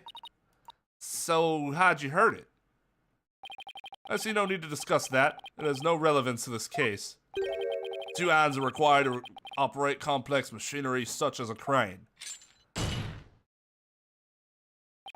There you go, on the day of the mock trial, the witness was incapable of moving the body by crane. Now I'm the fool?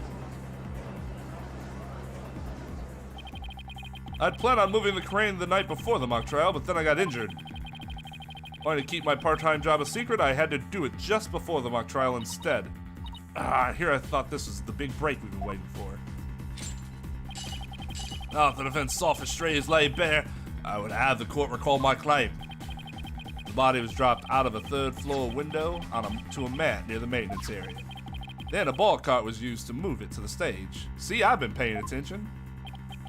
Well done, your boldness. Now consider this. The accused was sighted dragging the mat. There you go, it was she who moved the body.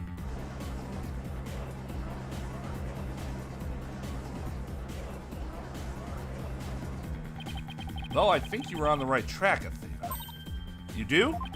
Yeah, Juniper remains the prime suspect if we assume the body was moved per her script. So as the defense, you have to figure out how else the body could have been moved. But... oh, is he telling me to think of another way besides the crane? Ms. Sachs, if you have a counter-argument, this court would love to hear it, and if you do not, it's time for the verdict. Isn't that correct, your boldness? Objection! No, not yet. All I have to do is show that the body wasn't moved like it was in the script, right? Well, that would show that the man had nothing to do with this case. It is a sword of great renown that cuts down sophistic lawyers. Its name is evidence. You don't scare me. Poor smile, Athena. You can do it. What's wrong with your face, Athena? It's a weird mix of terror and creepy grin. Let's focus on how the body could have been moved without it being dropped. How could anyone lower it without just dropping it? Not like it could fly. Or maybe it could. After all, there is a way to zip between the art room and the stage.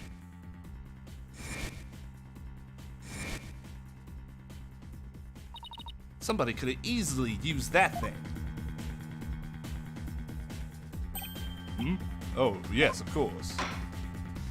Ms. Sachs, the court would like to see what you have for us. All I have to do is show the tiniest shred of possibility. Mat and ball cart weren't used to move the body. This is what was used. Do I have the... Take that! The key here is the thing that ties the art room and the stage together. Might I propose an idea? It might do you well to tie your lips together, lest you further expose your ignorance. Oh, that was a good one, Blackwell. You're on fire today. This isn't exactly the time for black comedy, Professor...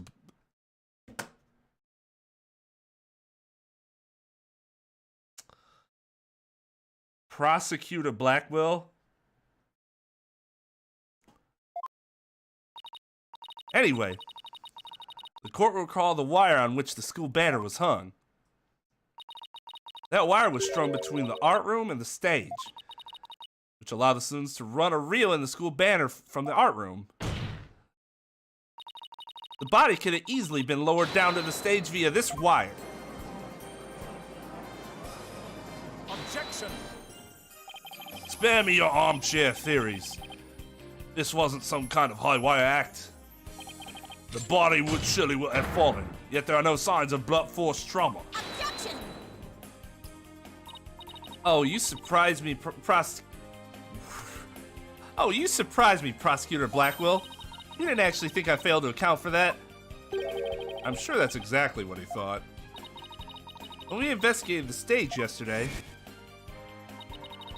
the bottom part of the school banner had been tied into a pouch-like shape. And pouches are useful for carrying things. What do you think this one could have carried? Well, go on, please explain. The body was bundled into the pouch-like section of the banner and sent down the wire. The body would have been down on that stage in a flash. There'd be no need for a mat.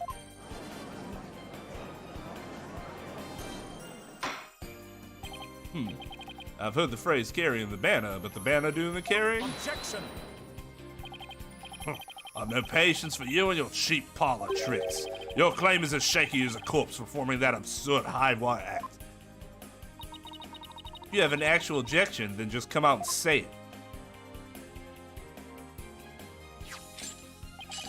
I trust you recall the bloodstains left on the art room pottery. The wire being used to move the body, it would have to be via the window above the quad, or with the winch. However, the bloodstained pottery was next to the window above the maintenance area. Ergo, the wire and banner had not at all to do with this case. Oh, haha, the bloodstained pottery. I remember that.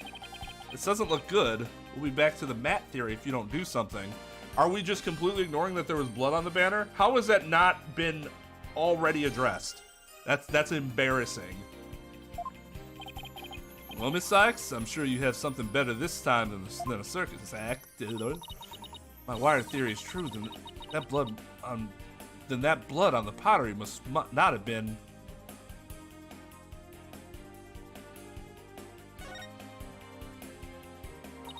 Maybe it's not the victim's blood. Did the police check to see from whom the blood on the pottery came from?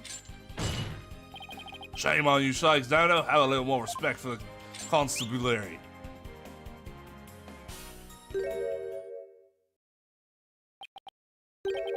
Fool Bright!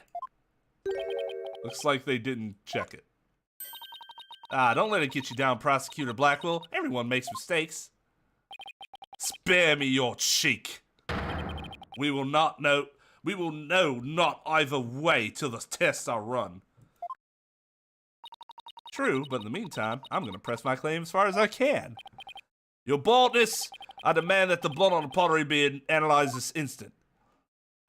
Of course, it shouldn't take long to get the results back. And the results are back.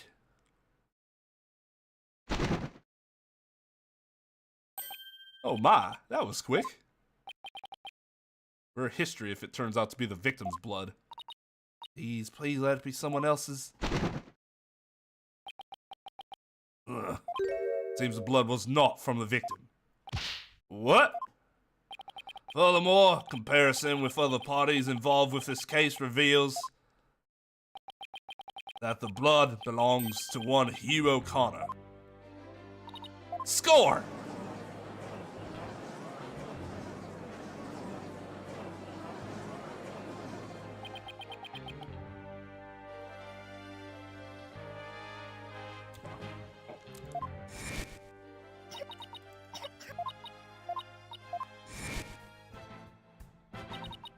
Your Honor, as we saw earlier, the witness's left hand had suffered a serious injury.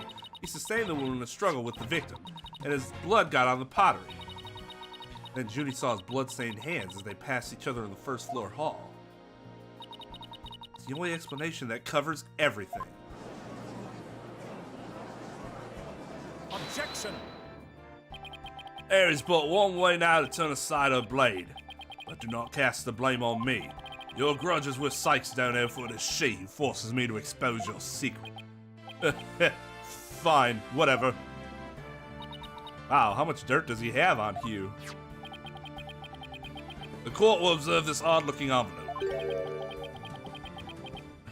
It was inside this that Miriam Scuttlebutt's script was found. Miss Scuttlebutt's? But didn't the prosecution already claim that...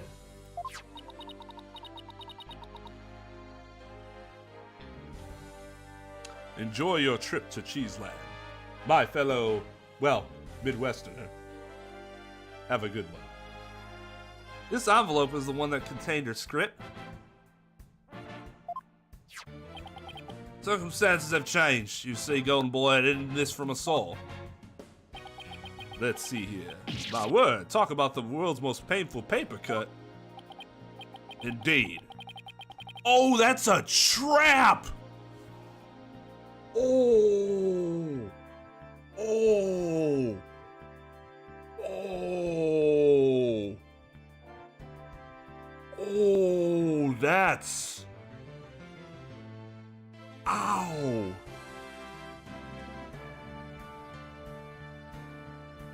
Oh my god, his hand.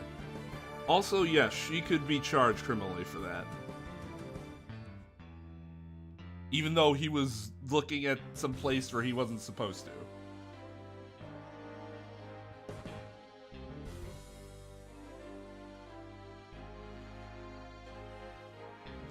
Indeed, you can clearly see that if this envelope was not opened correctly, a powerful spring-loaded blade will shoot forth, leaving a horrible gash upon the hand. The only one who had been told of the correct way to open it was Constance Court.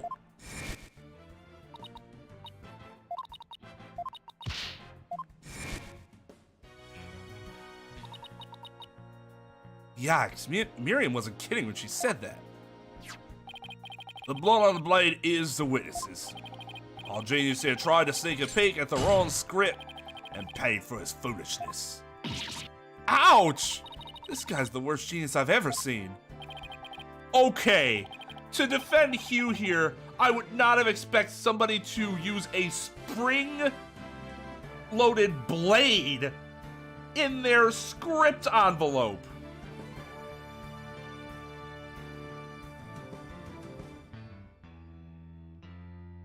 I mean, the law in the US is basically that you can't, well,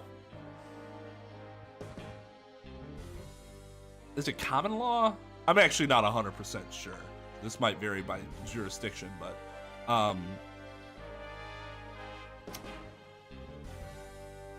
you can't booby trap your home with deadly force or harmful force like that.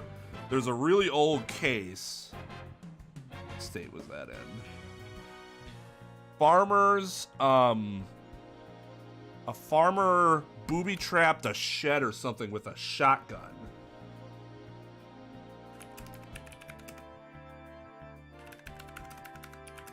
What fucking case is that?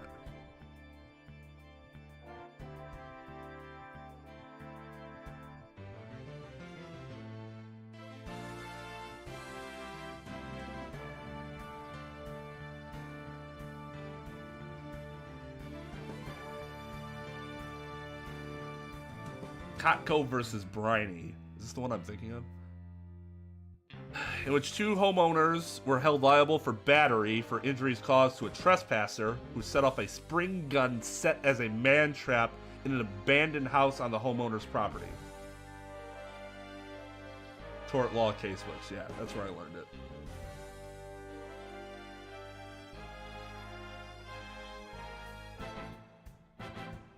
And then, more recently, that was in Iowa, by the way.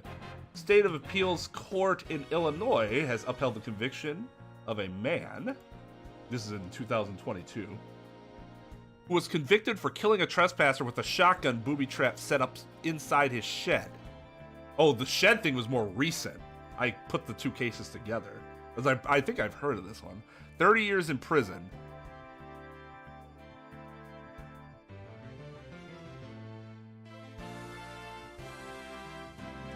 The whole thing is that you can use non-lethal means. That includes, like, non-switchblade means.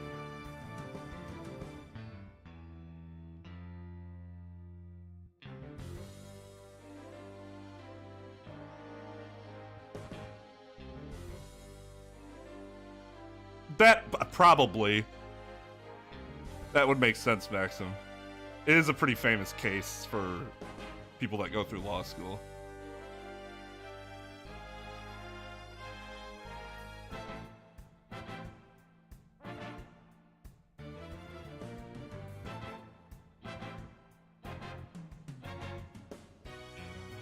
If you tar and feather somebody,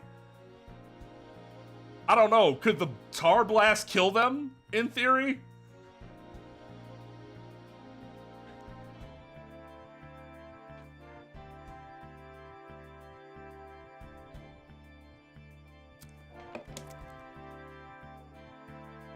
Oh, but you say that about the trespassing thing, but you still have the right, especially if your jurisdiction has the castle doctrine, a wide range of latitude in dealing with trespassers.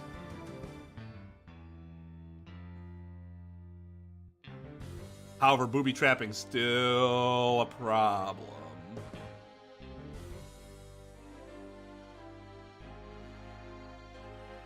So, yeah, it's just, that's fucked up, is the, the bottom line here. Holy shit.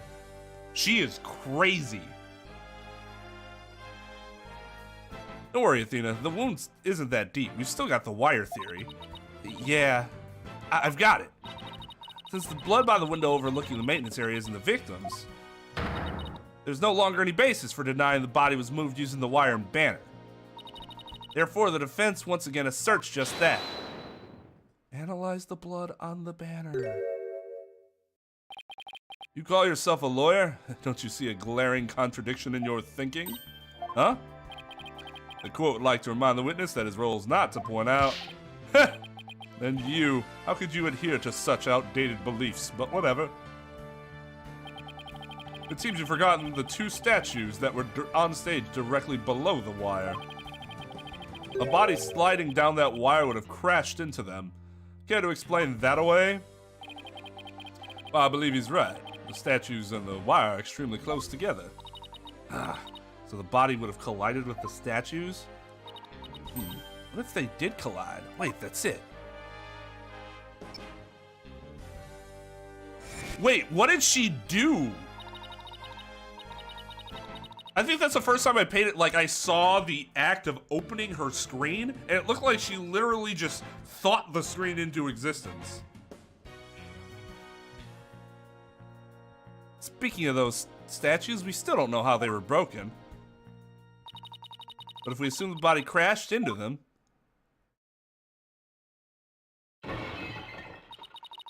that would also explain that loud sound we heard while we were in the waiting room. Oh, now that you mention it, you and Mr. Wright went out to the stage after you heard that sound, correct? Objection. Interesting. All right, just want to point out another problem with being a witness in the, you know, to something that's material to the case as the attorney. So she pushes the button on widget and then it, okay.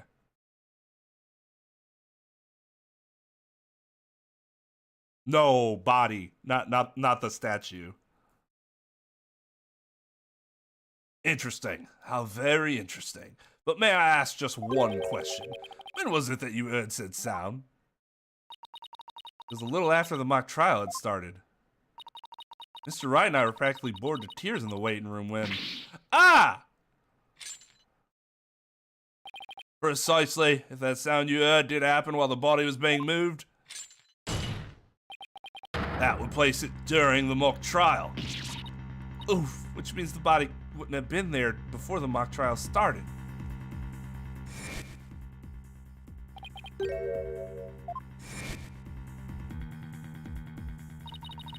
He said he saw the body before the mock trial.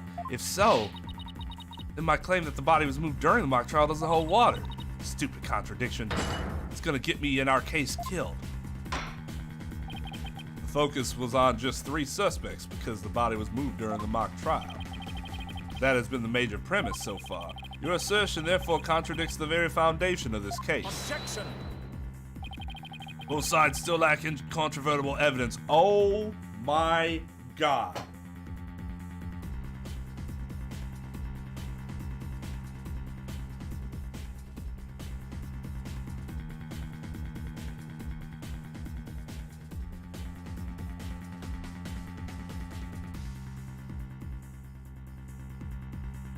He's not coming out and saying, oh, don't worry, I have decisive evidence for something that's not decisive. He openly admits that he has no decisive evidence. Bravo. Bravo.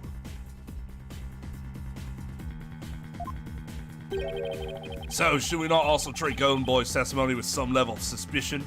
Oh, are you calling your own witness's testimony? in the question now. Oh, man. Oh, so I mean my witness, sorry. No, don't mind him. He didn't know what he's talking about.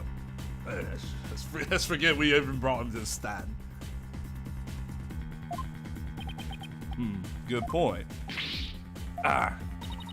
Prosecutor Blackwell is on our side. I bet he's figured out the truth behind this case. Well, great. As long as he's not up to something else. The statues really were broken when the body hit him. And Hugh's statement about seeing the body before the mock trial is a big fat lie. Okay, Mr. O'Connor, let's get to the bottom of this contradiction about when you saw the body. Look me straight in the eyes and repeat your statement to me. Oh, God. Like I said before the mock trial, the body was, you know. I shall only say this once, golden boy. You had best tell the truth, and do it now. That is, if your head wishes to enjoy the continued companionship of your body.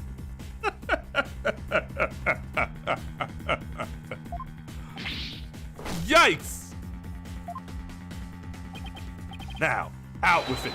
Did you truly witness the body? Or were you just lying about it? Well, which is it? You what? I never saw the body. Are you sure about that? Lie to this court again and I'll charge you with perjury. The judge will charge you with okay. There was no body on that stage. I've been lying about that this whole time. I'm sorry.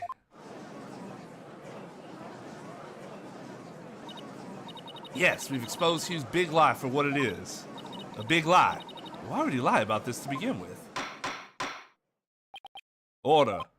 The base premise that the body was moved before the mock trial has been overturned. I imagine this has an impact on both the defense and the prosecution's case. Well, first I'd like to thank the prosecutor. This brings up one step closer to the truth. Now at least we know the body was moved using the wire and school banner. Indeed, that much I shall concede, Sykes Dono. The body was moved as you stated and in the mix of the mock trial. So both sides are satisfied then? The body was moved before the mock trial. We have our three suspects. But if the move took place in the midst of the mock trial, it's an entirely different story. Right. All three suspects were in the mock trial. That gives them solid alibis. Objection! How simplistic. Did you forget about the student in charge of the audio? Amidst the mock trial, she was the one soul who could leave and re-enter the lecture hall. What's this? Who is this person in charge of the audio? Oh no, how could I forget? It was...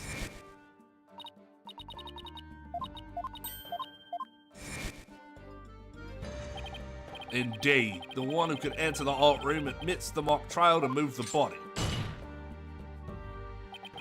was none other than the accused, Juniper Woods, for she was in charge of the audio. Eek, no! Why, yes, I see. That does make perfect sense. This can't be happening. Instead of exposing Hugh's crime, Junie's in even deeper. No matter how you slice it, we're cooked. Here, I thought Prosecutor Blackwell was on our side, at least on this issue. The Twisted Samurai strikes again. Twisted. It's more like dirty rotten. Your boldness? It's time to put an end to this farce. The prosecution has presented a quite convincing case, but the defense has one last chance to voice any remaining objections. Well, Miss Sachs? Apollo, what are we gonna do? I've got nothing left. Nothing. Not a 90. 90. I've been trying to think of something, but I'm drawing a big blank too. Poor Junie, unless we figure out something, she'll be... Objection. Well, I object to...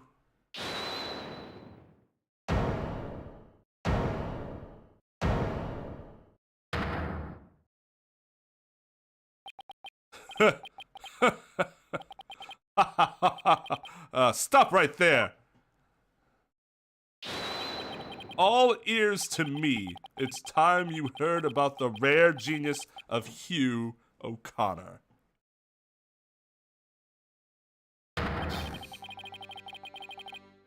Listen and you will hear the secret behind my perfect crime. Perfect crime?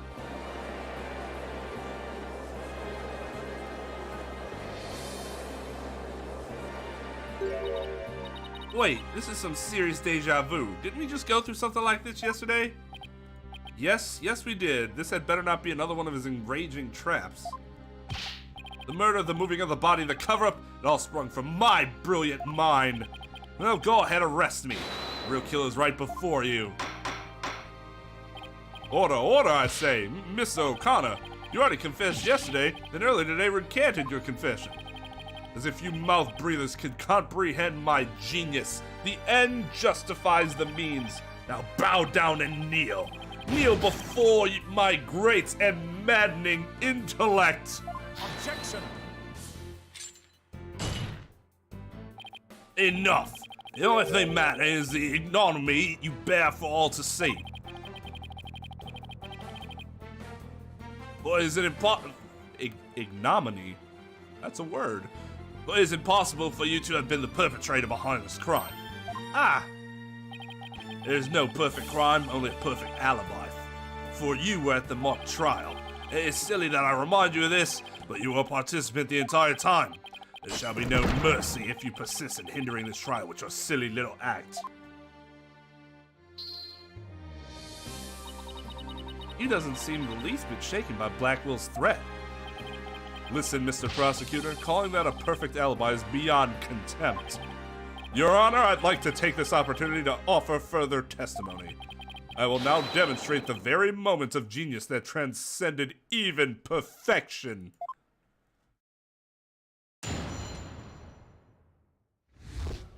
My name is Perfect O'Connor, and I'd like to say hello. You won't believe this, but I used a body double.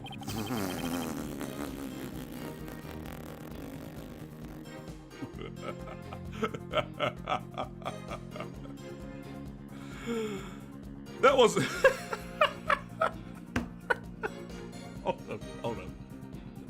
Hold up, Your Honor. Are we really gonna... Okay, fine. I guess we're really doing this.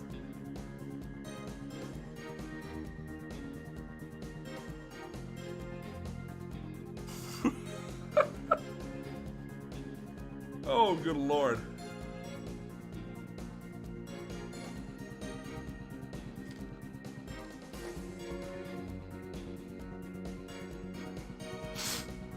Like, do I even have to cross-examine this? Like, are we serious? Are we fucking serious here? Oh, man.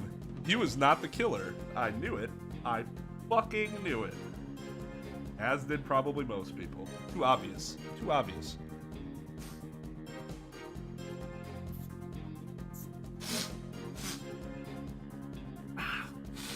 Oh, this stuff is really effective, but...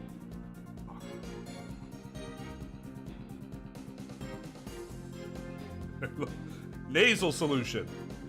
For intranasal use only, do not spray in eyes. Do not use your nasal solution in your eyes. It's sad that we have to put those sort of warnings on.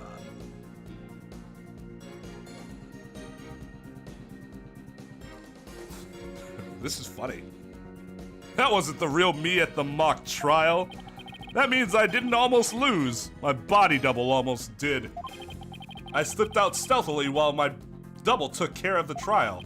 I had the run of the campus. In short, I'm the killer. Juniper's innocent.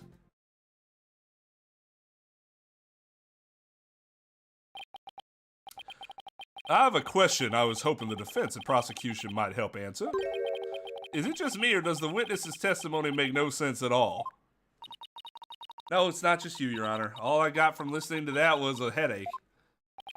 Yeah, that was just plain weird, especially the whole thing about a body double.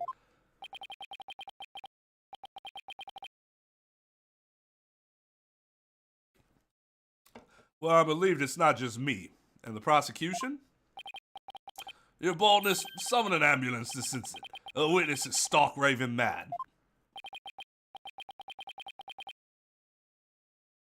Yes, I think that would be for the best.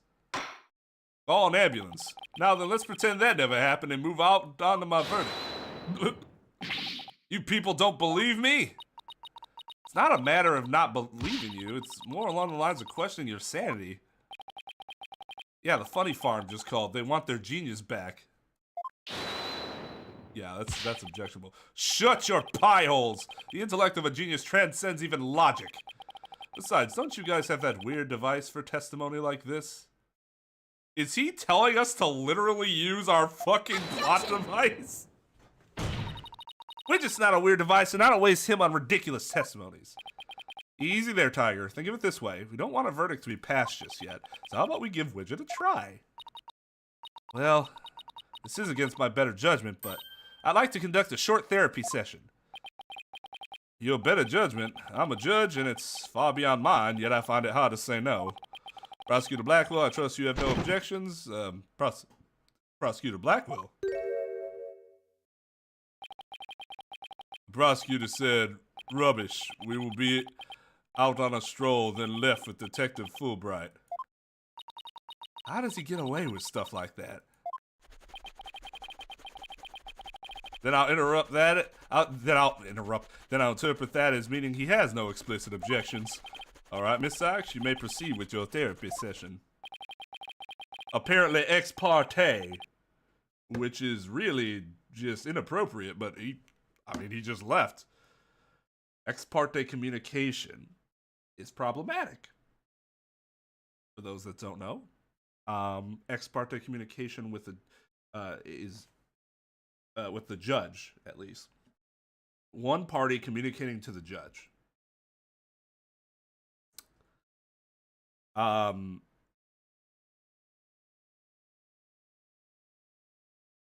You have to, generally speaking, you have to inform, like if you send a letter to the judge, you have to send a copy of that to the other attorneys too. They have to know what communication that you're sharing with the judge.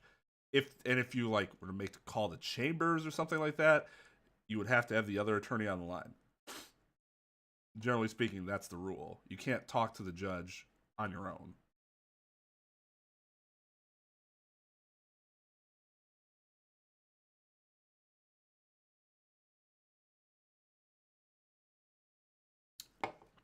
That's obviously done as a defense against one party, the backroom dealings, and no one else is aware of it because nobody knew that they were talking to the judge.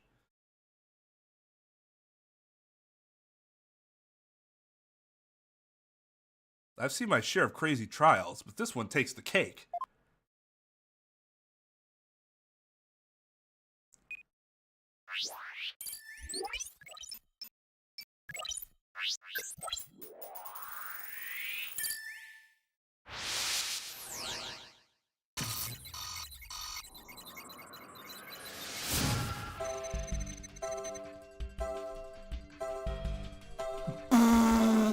The fucking killer from Danganronpa. So this is like constructively ex parte because the other party isn't present.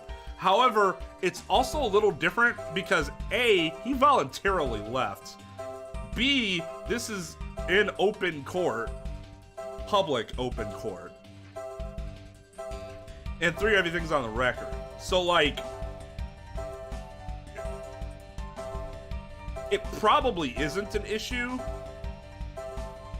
given those 3 things, but just the idea of one party communicating to the judge and that's it is problematic.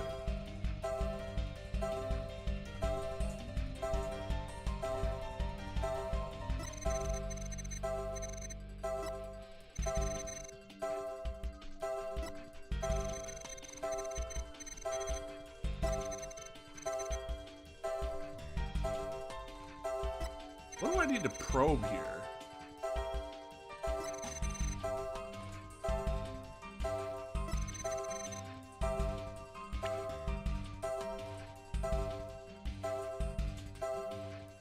What's causing happiness?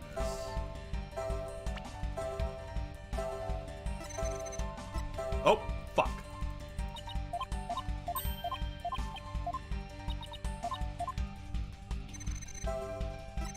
He's happy that he used the body double.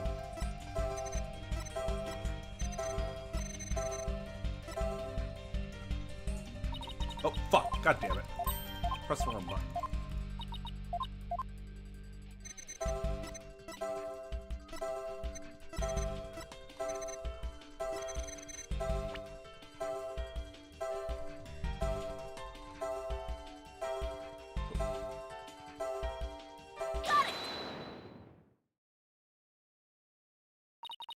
Mr. O'Connor, yesterday you said that you didn't really care about Miss Woods anymore.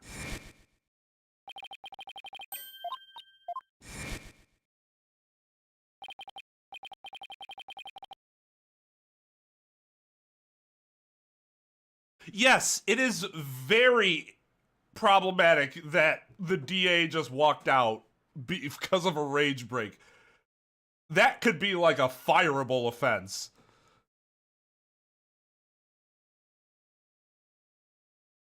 Yeah, well, Juniper reported my secret to Professor Court. His secret? Oh, the bribe. She wanted nothing to do with me because I had disappointed her. That's why I don't care about her anymore. I was never trying to protect her. My confession was always about one thing and one thing only, the truth. Objection!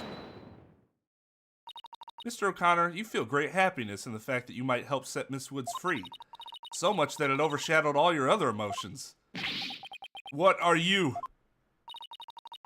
Why is he all like, oh my god now, after he's like, perhaps you should use that device that you have? I can hear it clearly now, Mr. Connor, the discord you've been trying to suppress. People don't normally feel like you do when you confess. So Hugh really was trying to protect Juniper. Yes, I'm sure of it. Hugh's feelings for her are the real deal.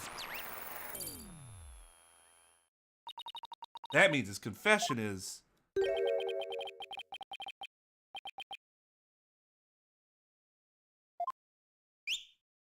Finally figured out the obvious, have we? Ah, Prosecutor Blackwell, you're back. Confession was naught but lies save for the part about being in the mock trial. Can we all agree now that the killer is the one in charge of the audio, i.e. the accused?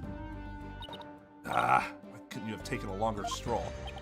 No, you haven't unraveled the genius of my body double trick yet. You can't be serious. You really expect us to believe you had a body double? Yes I do. But if you think I didn't, then prove it. Either we quit here and Juniper is found guilty, or we play along with Hugh's delusion. Let's go with the least worst choice. But first, let me update his testimony. I used the body double, yay!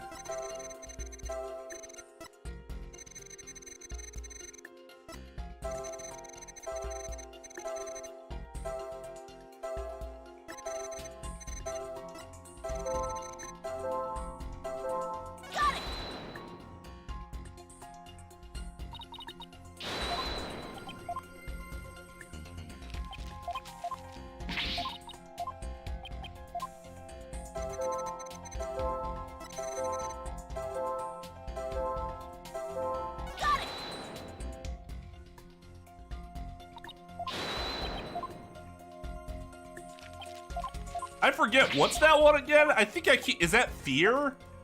I keep fucking that one up. Why do you have nothing here?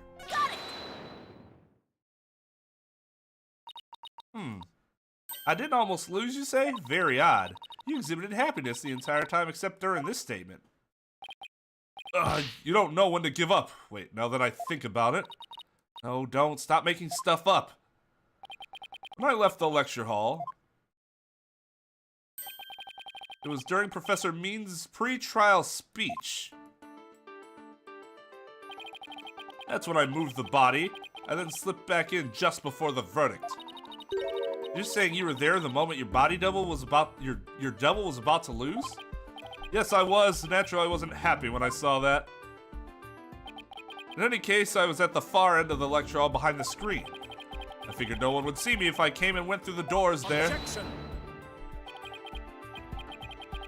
Sad or fear? It's like, Santa, how much longer will you indulge him in this charade? It's true that none of the audience might see him go through either of those doors.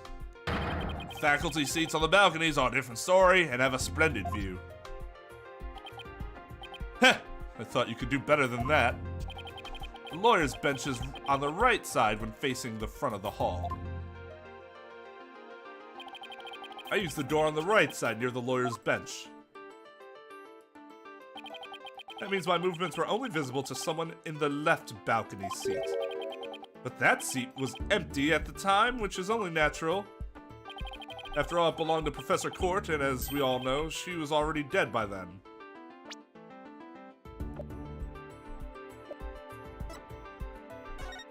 Yeah. Yep. Incorrect. That can't be right. An empty balcony seat on the left side contradicts this piece of evidence. Take that! I have no idea where this contradiction is going, but I don't have any other moves at this point.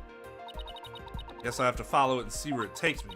You said the left balcony seat was empty, but was it really? I saw it with my own eyes. It was definitely empty. But what about this diagram? According to this, Professor Means was supposed to be seated in the left balcony seat.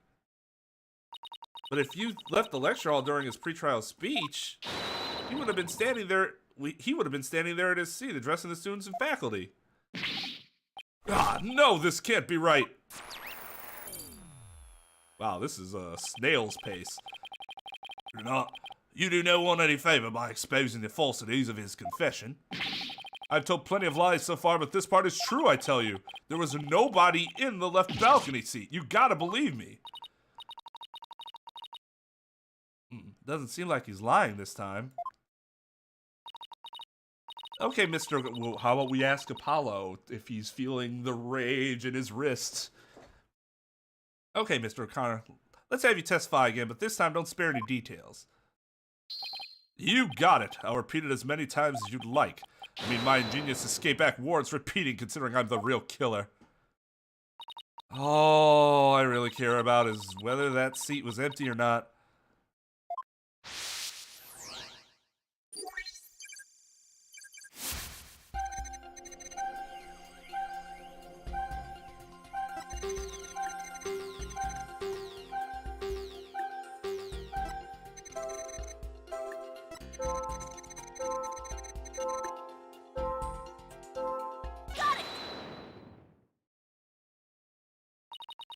I detected powerful sadness and fear right after you said this part. It's as if you said something you wish that you shouldn't have. What's wrong with you? You shouldn't reveal a person's inner feelings for all to see. Mr. O'Connor, it's you who is revealing your inner emotions by the way you speak. Plus, I have a good idea about why you're feeling sad. You're a horrible person. Can't you just leave me be? You said that you went through the empty audio control room. That's not true, is it? There was someone who returned from there once Professor Means finished his speech. And that someone who was in the audio control room was... What? Juniper? Take that! I know you realized there was a problem with your statement as you were saying it. That's why you felt so uneasy. If the audio control room really was empty, that would mean Miss Woods was roaming around the campus. Ah! Mr. O'Connor, if you really want to protect Miss Woods, just tell the truth. If you believe in her, revealing the truth is the same as protecting her. Juniper's innocence, that's the truth. But in this dark age of the law, the truth can be easily twisted to serve anyone's needs. When the ends justify the means, your only choice is to fight back with lies.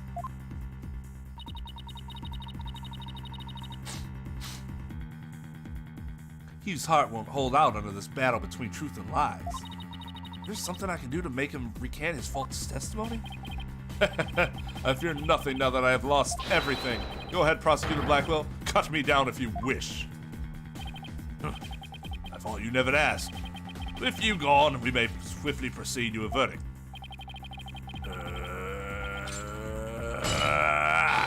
Yeah! Ah! He broke out of his shackles again!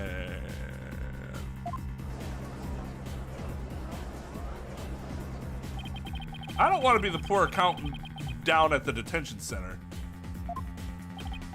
Hero Connor, in deference to your valor, I will limit your suffering to one clean blow. Hold it! That's actually murder.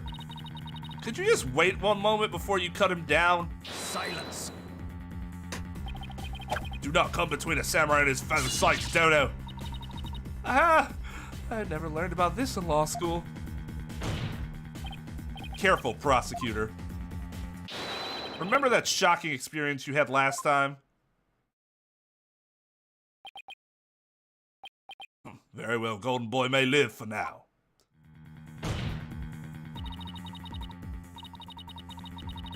Remember when people were complaining about Francisca threatening to whip people?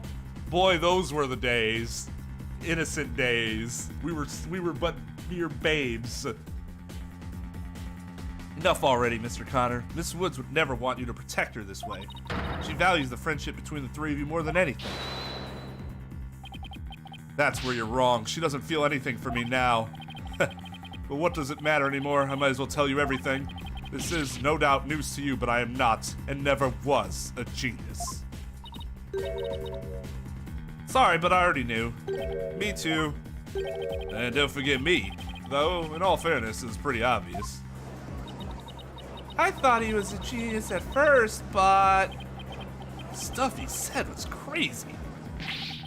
No need to rub it in. Just shut up and listen. It all started several days ago. I accidentally learned that my parents had been paying good money for my grades. But that's bribery. So the bribery wasn't Hugh's idea? All of my perfect scores were the product of cold, hard cash, not genius. Even worse, when I confronted my parents about it over the phone, Juniper overheard me. Oh my, what a terrible misunderstanding. I've been living a lie. I don't know what else there is to say. I'm no genius.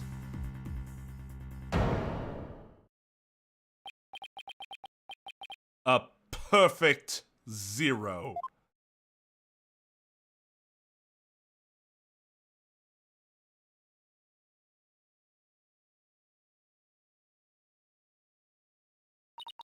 Hugh. Wait, what did he say? Oh, I'm worthless. Even so, I still wanted to make it up to Juniper for disappointing her like that. That's why I wanted to clear her name by pinning the blame on me. I mean, she probably hates me now, so it'd be a relief for her to see me locked away. You were trying to help her, then why did you testify against her? You were the ones who told me to tell the truth yesterday, so I thought if I did, it would help her. He wasn't trying to provoke us? Looks like we seriously misunderstood him in more ways than one. At the detention center yesterday, Junie was in tears when she opened up to me. The truth is, the friendship between the three of them is still rock solid. There was something that could help me prove that to Hugh.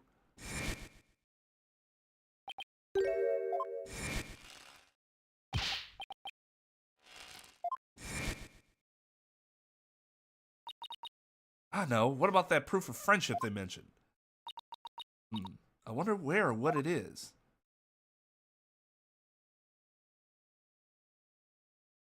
That fucking thing around his neck.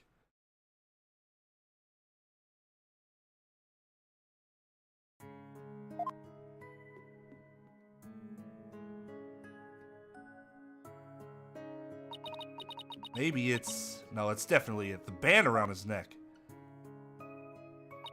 Mr. O'Connor, that band around your neck. That's your proof of friendship, isn't it? Proof of friendship? Is that anything like a proof of purchase barcode? In court, evidence is everything. That's why the three friends created friendship bands. It's the evidence that proves their friendship. Ho ho, how very interesting. And chic. If they have doubts about their friendship, they can look to the proof they have on hand. That's why Mr. O'Connor's hand always goes to his neck when he is pressured. It proves he still has feelings of friendship toward the other two. It doesn't matter if I wear it if those two... Objection! But they feel the same way, too. I know they wear their friendship band somewhere. Junie and Robin must both feel the same as Hugh. I just know it. Everything Hugh has said leads me to believe that. In fact, he may have also just told me that the others wear their proof of friendship.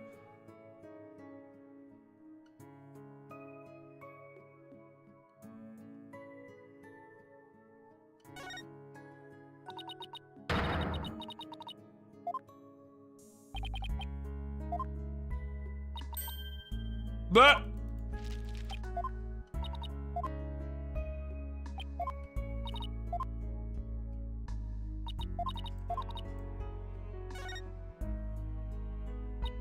all we have to do is think back to their testimonies. Ready? Miss Newman holds her arm when pressured. And Miss Woods holds her wrist. I know Miss Woods very well. She would never abandon her friendship with you over something like this. And taking the blame for her will only succeed in making her terribly sad. Why don't we ask her? She's here.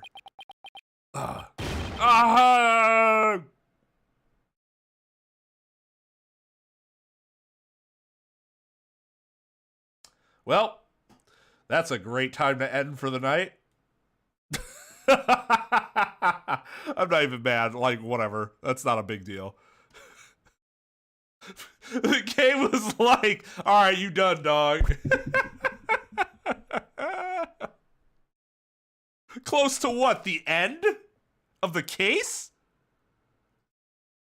Aren't we still gonna have to go after means? Like, that's gonna be a whole thing.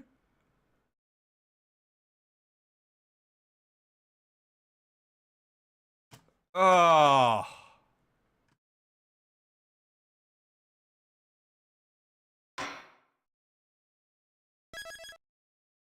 Didn't I tell you guys to tell me to save?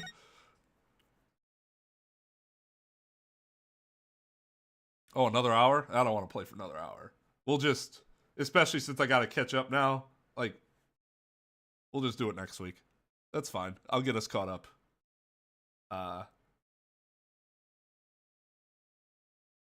Because, I mean, like, even if we're close to a good stopping point, like, I still got to get through this and then get to the stopping point. So, like, I have no idea. It's not like a timing thing, like a set time. This just kind of happens. And this did not happen with investigations, or at least not this often with investigations and Apollo Justice. I think it happened one time with investigations and maybe one time with Apollo Justice. Yeah, I think it's just BlueStacks isn't perfect. Does it's crashed, what, 3 times now? Skill issue. Skill issue. Well, that's fine. Like I said, I'm not even mad. I was going to end soon anyway, so it's not really a big deal. We did save relatively recently, so it won't take long to get back. Excuse me. So we'll be back next week with the conclusion of this case, and then we'll move on to case 4. Excited to see what happens at the end. This is a really good case so far. It has a lot of problems, but most of them have to do with problems that every case has. Game-wide issues, as opposed to, like, case-specific issues. In terms of the case itself, there isn't really anything too big. And I think part of that is that they kept it... Despite the setup of everything, it's a surprisingly simple case. So, like, it's easy to parse through everybody's motives. how they feel, why they did what they did. Like, it's pretty straightforward in that way, and that seemed to prevent a lot of, like, screwy things from happening. The only thing with this case that's kind of irritating is, like, the way they're presenting evidence is really bad. There's still, like, they're treating us like idiots at times situation, but again, that's been the case for all the cases. But yeah, so we'll continue and finish next time and get started on case 4. So yeah, thank you for watching this weekend, everyone. I appreciate you. Hope you guys have a wonderful next week, and yeah, I'll see you next weekend. Peace. Streams adjourned. I'm a tourist. Don't ask me. Hey, I'm gonna talk to her. Excuse me. Me? I want to go to the Dancing Dragon building. The Dancing